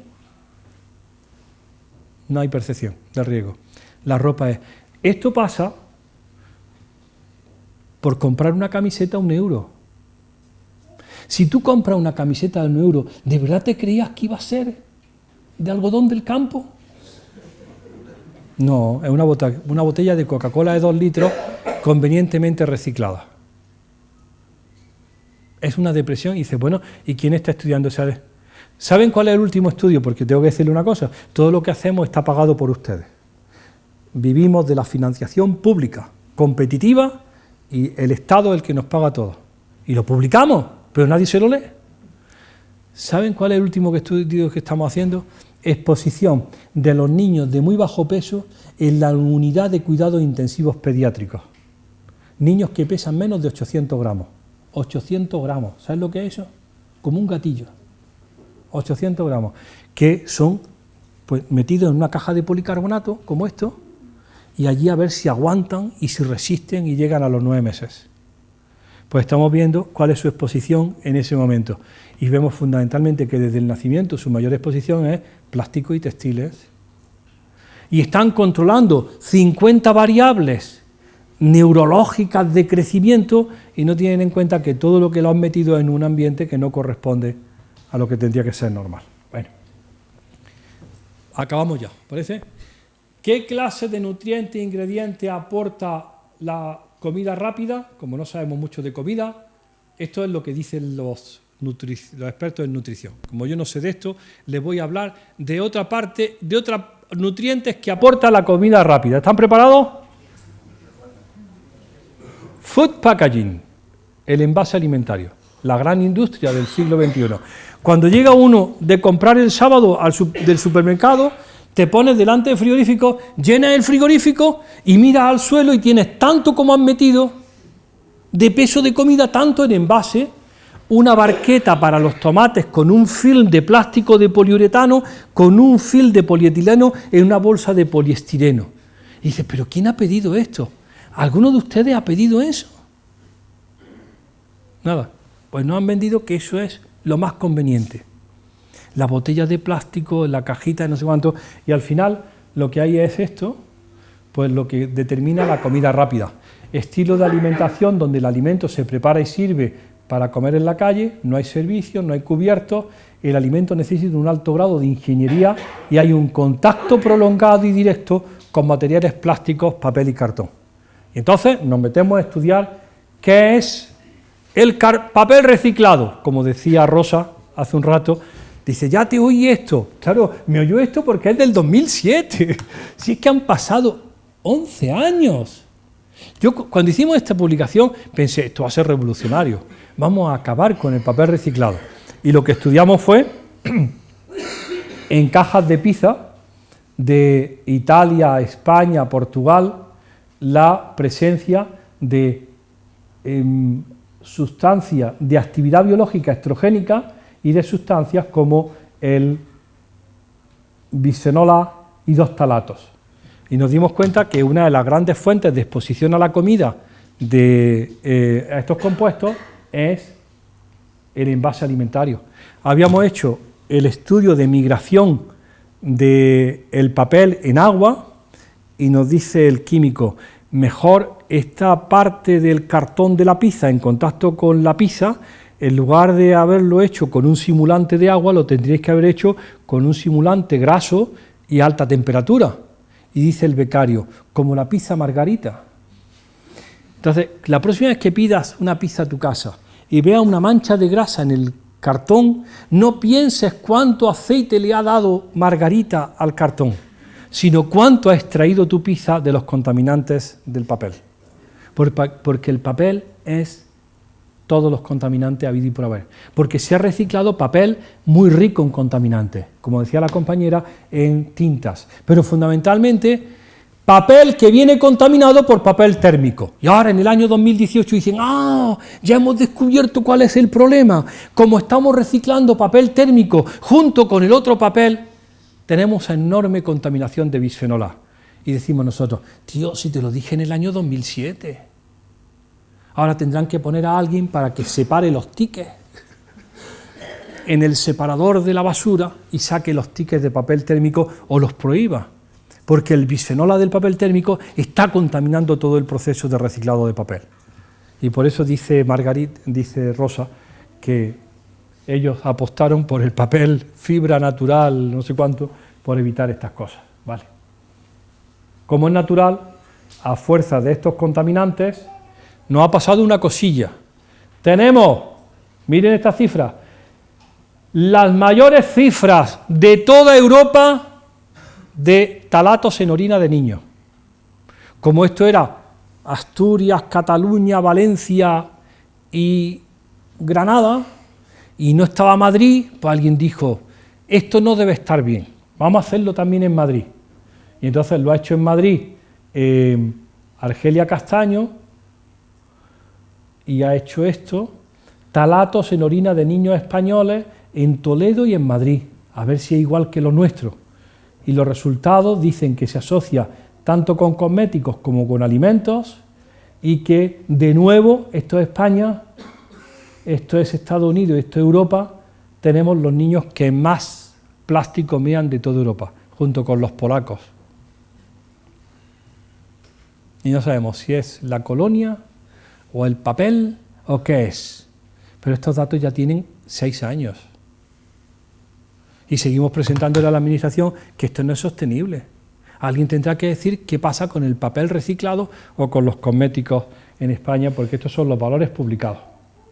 Para acabar, en términos de práctica médica y siguiendo el principio de precaución, los médicos generales, los endocrinólogos, los pediatras y los obstetras deberían empezar a dar recomendaciones a sus pacientes. ¿Han recibido algunos de ustedes alguna recomendación en exposiciones medioambientales en la consulta de primaria? Esto ni existe. Yo se lo digo a mis compañeros, voy a los congresos de la Sociedad Española de Pediatría porque tienen más sensibilidad, los pediatras de atención primaria, los endocrinos, pero la medicina que estamos haciendo es una medicina diagnóstica y terapéutica que sabe muy poco de prevención y que ni siquiera ha incorporado esto. No lo ha incorporado, Esto está publicado en las mejores revistas, pero no ha llegado. Y esto lo tiene que decir un biólogo molecular. Dice, esta precaución debería ser importante, particularmente importante, en los periodos más sensibles de la vida, como la infancia y el embarazo. Esto tiene que incorporarse. Nosotros estamos fabricando, a ver si lo sacamos alguna vez, una guía práctica. No hemos leído lo que dicen los daneses, que parecen más listos, lo que dicen algunos sitios por ahí, para empezar a ver, sin que te agobie enormemente, sin que te produzca un cambio radical de tu vida y te tengas que ir a una isla desierta, ¿qué podría hacer para disminuir las exposiciones? En términos de textiles, en términos de cosméticos o en términos de consumo. He hablado del principio de precaución, que es el siguiente. Cuando una actividad se plantea como una amenaza para la salud humana, deben tomarse medidas precautorias a pesar de que algunas relaciones, causa y efecto, no se hayan establecido de manera científica. Como no le hemos presentado todavía la evidencia de que el bisfenol en la orina mate a nadie, pues nos dicen, ven, no pasa nada. Y le decimos, el principio de precaución que debe iluminar todas las decisiones en Europa se ha aplicado para los biberones, se ha aplicado para los perfluorados, se ha aplicado para los talatos, se ha aplicado porque consideran que la evidencia existente es insuficiente. Y nosotros decimos, no estamos dispuestos a seguir en ese juego. Que el sistema de evaluación del riesgo esté basado en la demostración del daño, se necesita que alguien tiene que haberse dañado gravemente para que tú de forma retroactiva digas, ah, tenías razón con infertilidad a los 34 años de unas exposiciones ocurridas en el vientre de tu madre 34 años antes. ¿Tú sabes lo que es la escala de tiempo? Cuando tienes la evidencia tienes que tomar medidas precautorias, porque de no tomar las medidas alguien se va a fastidiar. ¿De acuerdo? Esta es la última, es el principio de precaución versión Almería.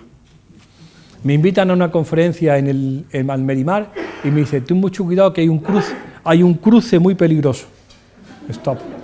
Esto es la Sierra de Gádor, esto es un invernadero y veo stop a 150 metros. Y pone 70, 60, 50, 40, 30, 20.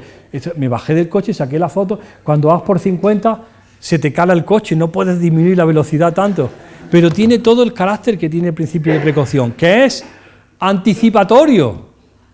Tiene que anticiparse. El estar como la Guardia Civil, al otro lado del stop, escondido detrás de un árbol, y ver que si te salta el stop, pasa un tráiler de fruta y te mata, y pasa la estadística del lunes o del domingo como 20 muertos en las carreteras españolas. No lo queremos. Lo que queremos es cualquier acción que sea anticipatoria. Gracias por su atención.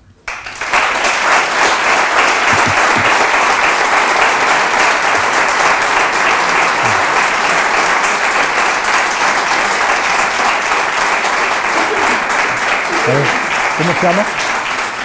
Daniel. Daniel, pasa aquí y cuéntame lo que te has enterado. A un resumen. Dios, tiene 5 páginas. Va a ser un infeliz toda tu vida con eso. Pues te lo va... Papá, no me traigas a estos sitios. A ver, ¿algún comentario, alguna pregunta? Ochoa, dígame usted algo. Los tickets técnicos estos de que habla, Sí. ¿qué es? Al tocarlos, cuando ponerle... Sí, el estudio que hay hecho oficial. Si quieren tener buena información de todos estos temas, hay una nueva agencia, bueno, ya no nueva, francesa, que se llama ANSES, ANSES. Tiene muy buenos informes. Es un consorcio entre el Ministerio de Sanidad, el de Medio Ambiente, el de Consumo. La agencia se llama ANSES y es el que ha hecho el estudio. Y dice que tiene estudios muy buenos. Es fácil porque es leer francés, ¿no? Y uno de ellos es el de los tickets y todo es exposición dérmica fundamentalmente. La chica en el cajero está tirando del hilo, se mancha las manos, contamina sus manos y su traje y después si come sin lavarse las manos pues se lo lleva a la boca y además también hay un aerosol porque el polvillo ese se va levantando en el entorno de la caja donde está trabajando. Es decir, inhalatoria y dérmica. Se sabe cuánto se expone, cuánto es lo que se orina y es fundamentalmente exposición dérmica. ANSES. ANSES acaba de sacar, yo me he saltado el tema de cosméticos porque no es el momento de hablar, pero acaba de sacar un informe muy bonito, que por favor tienen que conocerlo, que es la consideración de exposición laboral importante en las señoritas dedicadas a la manicura. Porque unen las dos cosas, los solventes, las resinas y el limado. De tal manera que entre el calor, el limado, la resina, se está produciendo un aerosol importante para una exposición de una chica que puede estar a lo mejor 8 o 10 horas limando. No tanto para el cliente o la clienta que va una vez, sino como la persona que está profesionalmente expuesta. Y tienen la voluntad de hacerlo, lo ponen y piden remedios, ¿no? Pero en cuestión de esto es exposición dérmica e inhalatoria. ¿Y si se pusiera una mascarilla ya no pasa nada? No, es mejor, en lugar de que la técnica solucione el problema, con un sistema de gas que toma, es mejor que no aparezca el contaminante. Y va a desaparecer, teóricamente se va a retirar del mercado en el año 2020 en toda Europa. Todo el papel térmico. Dígame.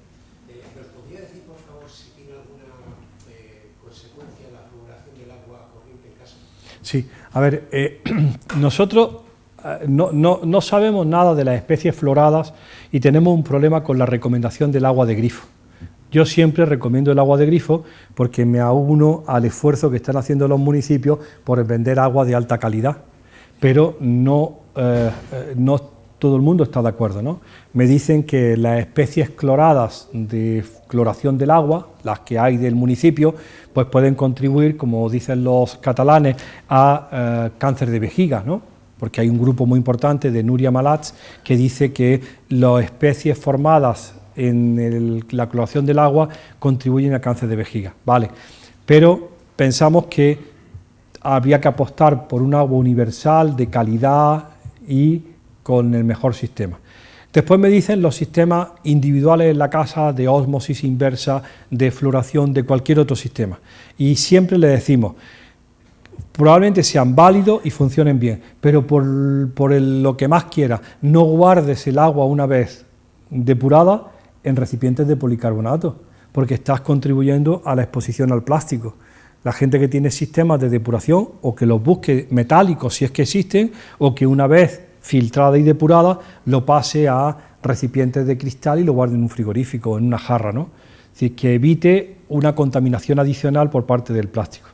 Pero no sabemos mucho más de eso. Sí. Por favor.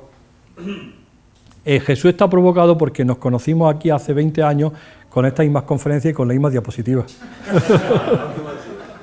La última sí.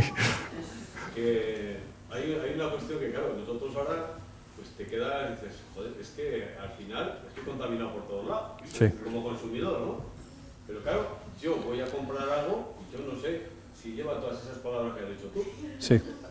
¿Entiendes? Así es. Entonces, creo que falta una información, pero totalmente necesaria como consumidores, de que lo que estamos comprando, lo que se nos está vendiendo en supermercados y demás, pues es peligrosísimo, ¿no? Sí. Entonces, ¿cuál sería la fórmula? Si son asociaciones de consumidores o es una información de la propia administración quien tiene que poner ahí mare, porque la verdad es que nos estamos contaminando a cuenta de hacer ricos a 4 y la verdad es que es... Pues mira, Jesús, la pregunta es más que pertinente porque es la pregunta del millón, ¿no? Quizás uno no pueda tomar todas las decisiones ni tener todo el conocimiento necesario para evitar los riesgos, ¿no? E incluso uno podría hacer una elección que era más equivocada porque al final está metiendo la pata en que el producto no es mejor que lo que él pensaba. Entonces, la clave tiene que ser fundamentalmente la presión sobre la administración, y no me refiero a la administración europea, española, sino a la europea, para que sea mucho más enérgica en la toma de decisiones y mucho más rápida, ¿de acuerdo? Que el Parlamento y la Comisión sean mucho más eficaces. El proceso se ha estancado hasta un nivel que no podéis ni imaginar. En el año 2013 el Parlamento Europeo le exigió a la Comisión que se establecieran los test de obligado cumplimiento para testar por disruptores endocrinos a cualquier biocida, que es el nombre genérico de cualquier pesticida, insecticida, fungicida. Bien, pasó el 13, el 14, el 15 y no salieron con nada. Y entonces Suecia denunció a la Comisión en el Tribunal de Estrasburgo por no hacer los deberes. Ganó el juicio, condenaron a la Comisión. No hay antecedentes de que Estrasburgo condene a la Comisión por no hacer su tarea. Estamos en el 18 y todavía estamos esperando que se implementen los test para identificar la actividad hormonal.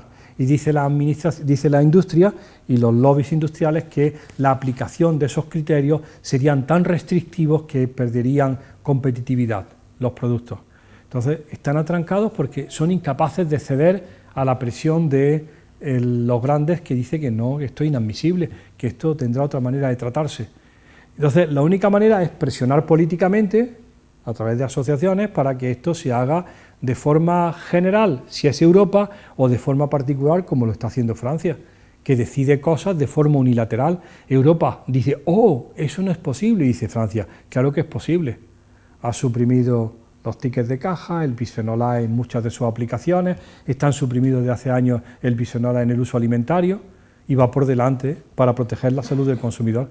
Desde el punto de vista personal, muy difícil, ¿no? Muy difícil. Nosotros estamos escribiendo una recomendación. Y la recomendación tiene una cantidad de cosas tan simples. Por ejemplo, ¿están preparadas las madres? Las madres, si te vas a quedar preñada, no te compres un coche nuevo. Porque el olor a nuevo son cientos de compuestos químicos volátiles, entre ellos los talatos. Y está dicho. Ese olor a nuevo, qué bien huele. ¿Ya está? El niño no sé. Si te vas a tener un niño, no pintes el cuarto del niño, ni le compres un colchón nuevo. Si es posible, utiliza uno usado. Toda la ropa, a ver, ¿os digo más cosas? Toda la ropa de los niños se lava antes de usarla. Si estás en una tienda y eres joven, nunca te encargues de desempaquetar. Prohibido desempaquetar. Porque el que desempaqueta, como dice, buen desempaquetador, el que desempaqueta se lleva todos los volátiles que tiene el textil. Pues todo eso está sacando el gobierno danés. Se llama, si queréis, y como todo el mundo sabe inglés, lo tecleáis, se llama Expecting a Baby, así, está en inglés, gracias a Dios no está en danés, está en Expecting a Baby, y es una guía de 14 páginas de puro sentido común, y le dice, mientras que la administración tome carta en el asunto, aquí tiene ciertas recomendaciones. Por supuesto, lo primero de todo es elige ecológico, come ecológico y ve con tu propia bolsa la compra, ¿no? Porque por lo menos hay alguien que entiende algo de esto en agricultura ecológica, hay alguien que se ha empeñado, que ha cogido la idea y que quiere disminuir tu exposición a compuestos químicos. A lo mejor lo hace mal, a lo mejor se equivoca en cosas, a lo mejor la tierra está contaminada, pero por lo menos no le está echando 7 tratamientos a un tomate. O por lo menos ya algo te ha llevado de menos, a lo mejor se está equivocando en algo, pero no en tanto, ¿no? La primera es consumo, en la guía de Expecting a Baby, consumo. Lo segundo es textil, lo tercero es cosméticos. Olvídate de las cremas solares. Las cremas solares de filtro 50 basados en oxicinamatos, canfenos y parabenes son hormonalmente activas, son antiandrogénicas. Lo tenemos publicado todos los grupos europeos hasta la saciedad. Y la recomendación son los filtros basados en los dióxido de titanio, porque alguien lo ha perdido, u óxido de zinc, los filtros físicos. O, como dice el Código Europeo contra el Cáncer, ¿se lo digo? No tomes el sol entre las 12 de la mañana y las 5 de la tarde. Te lo digo otra vez, no tomes el sol entre las 12 de la mañana y las 5 de la tarde. Un país que ha basado toda su economía en tomar el sol y que vengan todos los europeos a torrarse entre las 12 de la mañana y las 5 de la tarde. Y el Código Europeo contra el Cáncer diciendo, no tomes el sol entre las 12 de la mañana y las 5 de la tarde, porque da cáncer.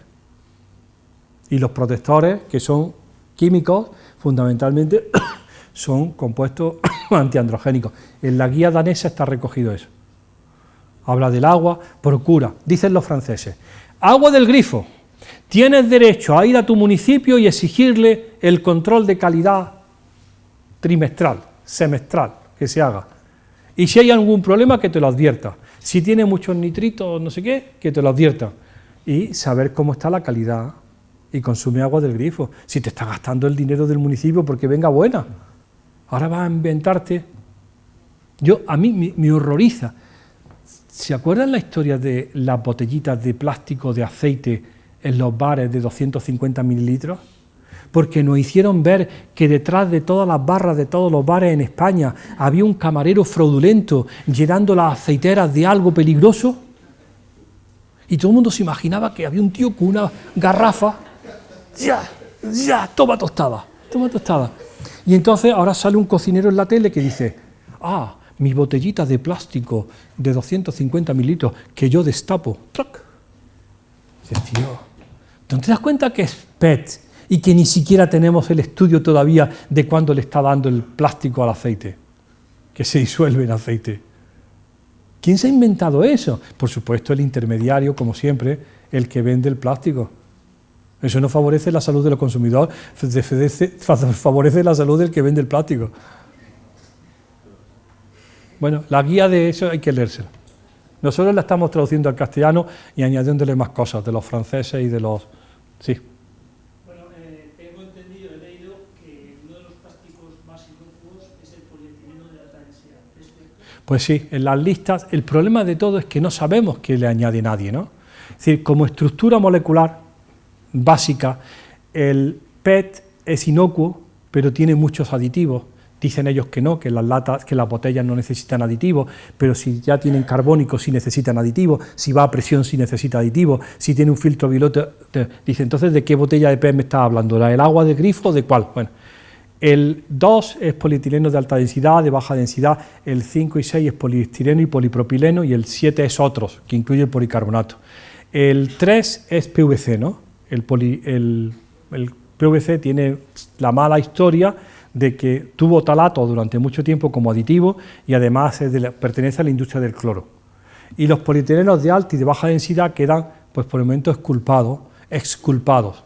Pero el problema es que no sabemos el que hace el producto final, la bolsa, el tubo, si está añadiéndole cosas, porque hay libertad del productor. Entonces, mientras que no lo sepamos, pues tenemos una enorme incertidumbre de que es plástico, ¿no? Ese es el problema. Pero como molécula o como monómero, al no ser lineal y no es fenólico, pues tiene buen aspecto. Sí. Hola, buenas tardes. Yo quería comentar, hace años, cuando éramos más pequeños, la mayoría, pues bajabas a la compra y te daban todo en bolsas grandes de plástico, bolsas de papel, que se llamaba papel de estraza. Sí. Y la leche y el vino y todo, pues venía en botellas de cristal. Sí. ¿Qué inconveniente hay, aparte de intereses creados por los fabricantes de plásticos, qué inconveniente hay en volver a recuperar, primero fabricarlas, las botellas de plástico, y después De cristal. a recuperarlas y lavarlas como hacían antes? Absolutamente, ningún inconveniente. Mire, le voy a contar una historia de un proveedor de un supermercado popular en España. Le exigen que le suministre una cosa, esto no se puede decir en La Rioja, me echa, vino sin alcohol. Va a decir, eso no existe. Vale, el mosto, ¿no? Y entonces le dicen que suministre y le dan su marca, que es muy popular en España, en cristal. Y dice el gran superficie, no. Nosotros no aceptamos cristal, tiene usted que traerla en PET. Dice, pero si es más barato en cristal que en PET. Dice, sí, pero nuestros clientes consideran que el cristal siempre es más caro. Así es. Y entonces han tenido que hacer la versión para el supermercado en PET, en plástico, porque si alguien ve una botella de cristal dice, esto debe ser más caro, no lo quiero. Es decir, es una educación, una mala educación de la clientela, cuando en realidad no habría que hacer el sistema de consumo en donde está montado, en donde es el intermediario, el que hace el food packaging, el envase alimentario, el que está sacando el gran beneficio, para un envase que usted no ha reclamado ni ha pedido, que ni siquiera aumenta las características, eso lo diría el otro día, organolépticas del alimento. Nada. Sí. Quiero recordar que incluso se llegaban a cobrar los gastos Sí. para así asegurarte que el proveedor no se devolvía. Claro. Entonces, vamos a suponer que en su día pues era un euro, 5 pesetas, y te lo cobraban al hacer la compra, más 6 gastos, 5 por 3, 15 que pagabas. Sí. Pero de cogerlo, te lo devolvían. Con el fin de recuperar las botellas que se rompían, bueno, pues se agotó, pues han perdido ese importe. Pero pienso que era una forma de volver a la normalidad. Absolutamente, absolutamente. Y sería posible, pero es una educación del consumidor, ¿no? Y incluso venían algunas en oscuro, en verde o un color tabaco, Sí, para que no le diese la luz, porque la luz afecta también claro. al alimento. Y completamente inertes. De hecho, en los mercados ecológicos, donde yo compro el primer sábado de cada mes, no te dan bolsas de plástico, no existen. Todo el mundo va con su carrillo, con su cesto, y parece que está asumido por el consumidor que tienes que ir con el recipiente donde te echan la comida, y no pasa nada. Más tiene hasta la... Con la bolsa de gracia a comprar y te subías tu bolsa de gracia por esa casa. Ya está, así es. Eso no sería más que reeducación, ¿no? Bien. Sí, por favor. Esto que he dicho ahora mismo y antes, dice, y ve con tu propia bolsa a la compra. Sí. Porque una bolsa nueva, ¿qué pasa? Que al abrirla ya te envenena. No creo, porque las bolsas son de polietileno de baja o de alta densidad, no es por el producto, no es por el problema de la exposición. Las bolsas están tan criticadas por el problema de la contaminación y el desecho. No sé si saben ustedes que se acaba de prohibir en Francia, de nuevo, los cuchillos, tenedores y cucharas y plásticos de un solo uso. El país no puede soportar el reciclado de tanto plástico. Entonces lo han prohibido, pero no porque la gente hayan pensado que con un cuchillo de poliestireno se vaya a intoxicar, sino porque es inadmisible tirar tantísimo. Les voy a decir una cosa muy curiosa que para mí fue una sorpresa de hace 4 años. ¿Saben de dónde viene el polietileno de alta densidad, el de baja densidad, el PVC, el poliestireno, el polipropileno, el policarbonato, las resinas epoxi y el PET? Del petróleo. Yo cuando me lo oí, dije, sí, todo es un hijillo del petróleo. Dice, entonces esto todavía es un coletazo del sistema, un coletazo del sistema. Sigue siendo utilidades del petróleo. Entonces, mientras que el sistema no cambie y no se desmonte por quien lo tiene montado, pues se va a aumentar el consumo y la sustitución. La mayor fábrica de bisfenola del mundo, bueno, de Europa, está en Cartagena. ¿Cartagena de Indias? No, Cartagena, Murcia. Está en Cartagena, Murcia, que hace la friolera de 500 millones de kilos de bisfenola. Empezó haciendo 250.000 toneladas y ya hace 500.000 toneladas. Para todo el tipo de aplicaciones, para hacer los plásticos, las ventanas de los edificios, las gafas bifocales de la señora, que son de policarbonato, estrogénicas, y eso es derivado del petróleo. Y eso es imparable porque para colocar 500 millones de toneladas, 500 millones de kilos, hay que buscar todos los días nuevas aplicaciones y sustituir lo que había por un elemento nuevo. De pronto va un día al supermercado uno y de pronto se da cuenta de que los carrillos del supermercado ya solamente tienen la estructura metálica, ahora tienen un enorme cajón de plástico. Y es la sustitución continua de unos elementos por otros. Sí.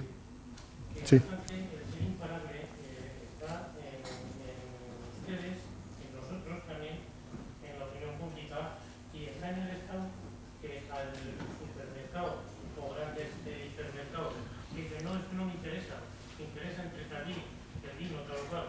No, es que a usted no le estoy preguntando si le interesa. Le digo que por obligación le va a servir en Cristo. Punto pelota. Pero eso no se puede hacer. Ya en Europa parecería, porque no se hace, ¿no? Pero eso sería darle una potestad y un interés al Estado que no tiene, ¿no? Pero a ver, las señoras que protestaron para defender a las chicas de los supermercados manejando bisonola, yo siempre lo digo, fueron 2 diputadas francesas que se fueron a la Asamblea Nacional y se lo explicaron a sus compañeros machos. ¿Se imagina usted eso aquí? Si llevan años peleándose en asuntos que no nos interesan a nadie. Pero si es que lo que hacen en la carrera de San Jerónimo no nos interesa a nadie. Bueno, a lo mejor a alguien le interesa. Sí, buenas tardes y muchas gracias. Por favor, sí. Sí, enhorabuena por la tarde. Quería comentar un poco el tema de la lactancia, me ha llamado un poquito la atención. Muy interesante. Sí, porque claro, yo creo que todas las mujeres que practican la lactancia con sus hijos en ningún momento piensan que le puede pasar algo malo. Siempre hemos relacionado la lactancia como todo lo positivo. Sí. Perfecto, muy bien. Y el segundo, que claro, me gustaría saber usted cómo hace en su día a día, con tanto conocimiento como tiene, ¿no le resultará sencillo, ¿no? Vivir, o sea, o es relativamente sencillo, ¿cómo compagina toda la información que usted tiene Pues mira. con la vida en la que Perfecto. Mira, la primera pregunta de la lactancia es más que relevante porque, gracias a Dios, en el estudio Infancia y Medio Ambiente, desde el principio lo que vimos fue la transferencia madre-hijo de los contaminantes. La transferencia ocurre en el embarazo y en la lactancia, porque en el segundo trimestre del embarazo y en el tercer trimestre del embarazo hay una movilización de grasas para que tu niño de 100 gramos pase a 3 kilos, ¿no? Así que en ese momento se nutre mucho el niño y gana peso a fuerza de movilización de la madre. Es decir, que la exposición independiente de la lactancia ya ha ocurrido durante el embarazo. Lo segundo es que, afortunadamente, cuando hacemos el seguimiento de esas cohortes de niños, lo que hay es un enorme beneficio en desarrollo neuroconductual en las lactancias prolongadas, por todo lo que significa lactancia, por contenido, por proximidad, por todo. Y las madres que tienen lactancias superiores a 6 meses califican a los niños de forma distinta a lactancias menores, indicando que la lactancia es muy positiva. La transferencia puede haber ocurrido, pero la lactancia gana por goleada. Entonces el gran mensaje es lactancia sí, porque al final un montón de los parámetros medibles en neurodesarrollo son asociados con la lactancia. Claro, claro. A ver, fíjese cómo tuvimos la semana pasada que vender el tema. ¿Saben qué comen los niños de 800 gramos en la unidad? ¿Alguien ha visto un niño de 800 gramos en la unidad de cuidados intensivos pediátricos? Un prematuro de 6 meses. Es esto, ¿no? Bien. Tienen detrás toda la institución trabajando para ello y madres lactantes generosas que le dan leche al banco de leches. Todos los hospitales, el de Logroño, tiene su banco de leche en donde madres que tienen hijos sanos y que están con su niño de 8 meses, de 2 años y que está lactando y se apuntan a ser madres donantes. Van allí y le llevan semanalmente pues 500 mililitros de leche buena, de madre humana, para darle al pobre niño que su madre no tenía leche porque nació a destiempo. Esos niños con 800 gramos se meten 80 gramos de leche todos los días. 1/10 de su peso, como si este de 80, de 78, se comiera todos los días 8 kilos de carne, ¿no? Es decir, la cantidad de alimento que recibe un niño tan pequeño es enorme. Primera recomendación que nosotros le hemos dado a los bancos de leche y han tenido que asumirlo. Si va a reclutar madres donantes generosas, ¿estáis preparados? Que no usen cosméticos, porque están todos en la leche durante el tiempo de lactancia. Y dice la madre, Dios mío, pero si yo le doy a mi hijo. Dice, sí, pero tu hijo tiene 1 año y medio y está chupándote todo el día. El otro tiene 800 gramos y se tiene que comer todo eso. Y entonces son recomendaciones mínimas y se incorporan en el protocolo. Si vas a ser madre lactante, no fumes, por favor, no bebas cerveza, no bebas no sé cuánto. Si va a ser madre donante, porque a la persona que le va a donar es terriblemente lábil. ¿De acuerdo? Ya está, y son recomendaciones no tiene que hacer nada el pino con las orejas, tienes que abstenerte de algunas cosas si quieres asumir ese rol, ¿no? Pero la lactancia materna perfectamente defendida y además demostrada, ¿no? Como una. Y lo segundo, ¿cómo vivir en el día a día? Pues fundamentalmente, y es lo que tenemos que escribir, pero no está escrito, es recomendaciones sencillas de evitar. Y casi todo está basado en el consumo, ¿no? Si tienes pintura en el cuarto del niño, busca pintura ecológica que esté certificada. Si vas a hacer, evita consumo, si es sobre todo fundamentalmente evitar. Algunas normas sobre textiles, algunas normas sobre alimentación, algunas normas sobre bricolaje y jardinería, pero muy sencillas, que en momentos críticos donde hay que evitar exposiciones y fundamentalmente centrado en la madre, los niños y sobre todo en la madre joven potencialmente preñada, ¿no? ¿Ya está? Iba a preguntar, pero se va alargando la cosa, ¿no? Sí. Estamos, que es lógico, yo creo que hay que usar la lógica, y el ser humano no estamos preparados para los químicos. Esa es mi opinión que tengo yo. Sí. Y hoy se van descubriendo cosas, o hace muchos años se descubrieron cosas, y se seguirán descubriendo. Y por ejemplo, estamos en un mundo que ahora está generando los móviles, las ondas y todo esto, y de aquí a X años van a salir estudios lo malo que eran los móviles, lo que llevaban los móviles, y hoy los tenemos aquí todos en la mano, los estamos usando y nos parece lo más normal del mundo. Y luego van a salir los estudios en lo que sabemos lo malos que son, pero que es que por lógica ya sabemos que son malos. Sí. Mi opinión, no sé. Sí. Sí, hay una cosa siempre en el mensaje de, nunca hemos vivido tan bien como hasta ahora. La esperanza de vida está ya en 86 años para las señoras y en 82 para los caballeros, eso te certifica, y dice, nunca hemos vivido mejor que ahora, y yo le digo a la gente, vale, si no te mueres con 38 de cáncer de mama, porque sube al 2,6% anual, y a quien castiga no es a los viejetes de próstata con 70, que yo me apunto, sino a las mujeres con 38 y cáncer inflamatorio, ¿no? Así que va bien las cosas, pero no va bien para todo el mundo. Hay alguna gente que le va mal porque hay determinadas enfermedades de causa no bien conocida, crónicas y muchas veces mortales, que están golpeando a parte de la sociedad. Es decir, que van bien para mucha gente, pero no para todo el mundo. Como tenemos la suerte de estar en el primer mundo, pues nos preocupamos de aquellos asuntos que son prioritarios para nosotros. Si hemos superado las enfermedades infecciosas, pues estamos en las enfermedades ambientales.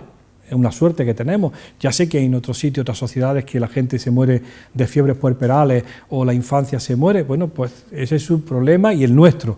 Pero para nuestra sociedad actual lo que tendríamos que ver son cuáles son los factores de riesgo para esa gente que no le va bien. Con respecto a los móviles, que nosotros no sabemos nada de móviles, sí sabemos del plástico de los móviles. Recomendaciones para apuntar. La mayor fuente de exposición a polibromados, retardadores de la llama, es... ¿Están preparados? El polvo de la casa. Esas madejas que tenemos, no, algunos que corren debajo del colchón, así que parece el oeste, eso es la mayor fuente de polibromados en la casa, el polvo de casa, porque viene fundamentalmente de la electrónica encendida. Recomendación danesa, los aparatos se apagan. ¿Te lo digo otra vez? Los aparatos se apagan. Mientras que los aparatos electrónicos estén encendidos, están a una temperatura elevada y están evaporando polibromados. Y dice, ¿y esas oficinas cerradas con 60 ordenadores encendidos de día y de noche? Puro polibromado. Y dice la gente, es que mi edificio está enfermo. Y dice, no te puedes ni imaginar. No te puedes ni imaginar. Porque ya se ha descrito. El estudio francés de contaminantes en la casa se llama Ecopoussière, no sé cuánto del polvo, y es fundamentalmente polibromados y perfluorados en la casa. Y viene de viene de textiles y de electrónica. Otra cosa. Daneses dicen, la casa se airea obligatoriamente 15 minutos por la mañana y 15 minutos por la tarde. Si la calle tiene mucho tráfico, por la noche. La casa nunca se barre, se aspira. Eso es recomendaciones para quitar tóxicos de la casa. Espero. Una curiosidad. ¿Que se sabe algo de esa capa que recubre las cazuelas de barro que sirven para comer, para los callitos? Ese recubrimiento de, no sé si sea algún tipo de barniz o algo. Es que no lo sabemos. Es que el gran problema que tenemos es la identificación de la nomenclatura de las cosas. Cada uno utiliza una nomenclatura. Ahora se ha puesto de moda decir interior cerámico. Y dices, ¿pero qué es cerámico? ¿Te refieres a cerámica? Y llaman cerámico aquello que es blanco resplandeciente y que es una resina epoxi. Entonces no hay un interior cerámico, es una resina epoxi pulida. No sabemos. Ahora se nos han acercado, porque siempre tenemos grupos de gente que se nos acerca, los arquitectos preocupados por la cantidad de materiales de resinas epoxi utilizados en la construcción moderna, para dar forma a los cuartos de baño, que lo hacen allí sobre la marcha y lo hacen como de una pieza, ¿no? Dice, sí que son resinas epoxi. Y digo, pues entonces son bisfenol A. Tú verás lo que está pasando. Entonces, no sabemos esa información. Es que yo no sé si hay alguna normativa, porque es que aquí se venden las cazuelas de barro para los callos, para todas estas comidas tradicionales. Y claro, es que yo no sé si... No lo sé, porque no sé si es los antiguos que eran vidriados de plomo están prohibidos hace muchos años, ¿no? Por la intoxicación por plomo de las poblaciones, ¿no? Por el plomo y el vinagre y otras así, pero no sabría decirle. Tenemos un estudio de caso. Viene hace 3 meses, señor, soy fulanito, me interesa mucho esto porque trabajo, agárrense ustedes, en una fábrica de aerogeneradores. Lo han visto, ¿no? Los aerogeneradores son resinas epoxi y policarbonato. Es decir, los famosos molinos de viento, esos que hay eléctricos, dice uno, eso será de algo nuevo, resina epoxi. Y entonces uno no sabe cuánta resina epoxi va a soltar aquello al aire todo el día dando vueltas. Probablemente nada, ¿no? Pero ¿y dónde lo hacen? En Daimiel. ¿Alguien es capaz de poner en el mapa Daimiel? Ciudad Real. Y yo digo, cuando ponen una fábrica en Ciudad Real, ¿qué pretenden? ¿Qué quieres ocultar cuando pones una fábrica en Ciudad Real? Pues la mayor fábrica de toda España de fábrica de aerogeneradores es en Daimiel. Y entonces hacen las palas de generadores esas que vemos por las carreteras, y allí hay 850 trabajadores metiendo policarbonato y resina epoxi en un molde, pegándola y cepillándola, y están muy preocupados. Digo, ¿y tenéis motivo? ¿Tenéis motivo? Porque nadie le ha hecho el estudio de exposición. Teóricamente no es un riesgo. Entonces, si tiene que pasar algo pasará allí antes, ¿no? Pero así de ejemplos todos. Bueno. El recubrimiento de las tapas de los botes de conserva que tienen una capa blanca, ¿eso también? Sí, generalmente son resinas epoxi. Lo que se puede hacer es lo siguiente. ¿Qué hacemos en mi casa? ¿Dónde está la señorita de la casa? ¿Qué hacemos en mi casa? Nos cambiamos hace mucho tiempo a tuppers de cristal. Las tapaderas son de plástico, pero nunca calentamos en plástico. ¿De acuerdo? Es decir, la tapa la quita y le pone un plato de loza invertido y calientas, y difícilmente toca el alimento congelado la tapa. Y están en el mercado y son tan buenas como la otra y se lavan perfectamente. Es decir, que si quitas la parte de plástico, en los alimentos infantiles y en muchas cosas donde hay un bote de cristal con una tapadera hermética, siempre el recubrimiento interior del aluminio de la tapadera es una resina. Entonces, siempre dices, bueno, ya hicimos hace mucho tiempo un estudio de eso y había unas que tenían y otras que no tenían, pero en cualquier caso el contacto es mucho menor que si fuera completo, ¿no? Esta Silvia Lacorte, cuando hizo el estudio del agua, decía que gran parte de los contaminantes que nosotros atribuíamos a la actividad estrogénica en las botellas de agua venía por el tapón que tiene siempre un recubrimiento interior plástico y que era el que había contaminado la botella, no el PET, sino la resina utilizada en el recubrimiento interior. Ese que tú le quitas, ese que los niños le separan el plastiquillo del interior del tapón. No lo sabemos, pero parece que sí sería un problema, ¿no? Mejor un corcho. Los corchos tienen un problemilla, que se utiliza de forma indiscriminada los insecticidas para el tratamiento de los alcornoques, porque como no es alimentario, y dices, ¿pero qué le está echando al alcornoque? después no me digas que el corcho lo lleva algo. Sí lo lleva. Sí. Bueno, después de esta tarde Sí. estamos viendo de cierta manera bastante catastrófica y los consumidores lo desconocemos, Sí. en su mayoría. Usted como científico, ¿cómo ve el futuro a 20 años? Pues probablemente mucho mejor, porque ¿a dónde quieren que lleguemos ahora? A los 100 años, ¿no? Van a hacer algo para que aguantemos otros 30 años más. Pesadísimo va a ser esto, ¿no? Pero probablemente mejor porque se irán corrigiendo cosas. El problema es, pues nuestra misión, la visión personal es la lentitud en el reconocimiento de los riesgos. Hay un libro, si ustedes quieren leérselo, de un tal, es un libro oficial de la Unión Europea, de la Agencia Europea del Medio Ambiente. Se llama Late Lesson of Early Warning, lecciones tardías con advertencias tempranas. Es de un tal David G. Y son 10 casos donde se dijo históricamente, te la vas a pegar, te la vas a pegar, te la vas a pegar, y tardaron años en darse cuenta que había un riesgo claro. Uno es el dietiletilvestrol en el tratamiento del aborto, otro es la talidomida, otro es la radiación ionizante. Son esto que estamos presentando aquí, como decía el compañero, ya ha pasado. La idea es cuántas experiencias malas va a tener que pasar para que alguien sea capaz de actuar de forma cautelosa ante la incertidumbre. ¿Entienden eso? Actuar con cautela ante el desconocimiento. Es decir, si no sabes, dice la Unión Europea, en los principios de precaución, la prueba de la carga recae en el proponente de la acción. Es decir, el que va a poner un pesticida en el mercado tiene que asegurarte que no va a pasar nada. No tú demostrarle 30 años después que pasó algo. Y tiene que estar seguro, responsable de la inocuidad, no del daño. Y el que lo autoriza también, ¿no? Claro, el que lo autoriza también. El que lo autoriza se dedica a pagar investigaciones y todo, y yo le digo, algún día tendrás que leerte lo que has pagado. Pero bueno. Muy bien. Yo creo que ya es hora de acabar, ¿no? Porque la gente... No hemos hablado mal...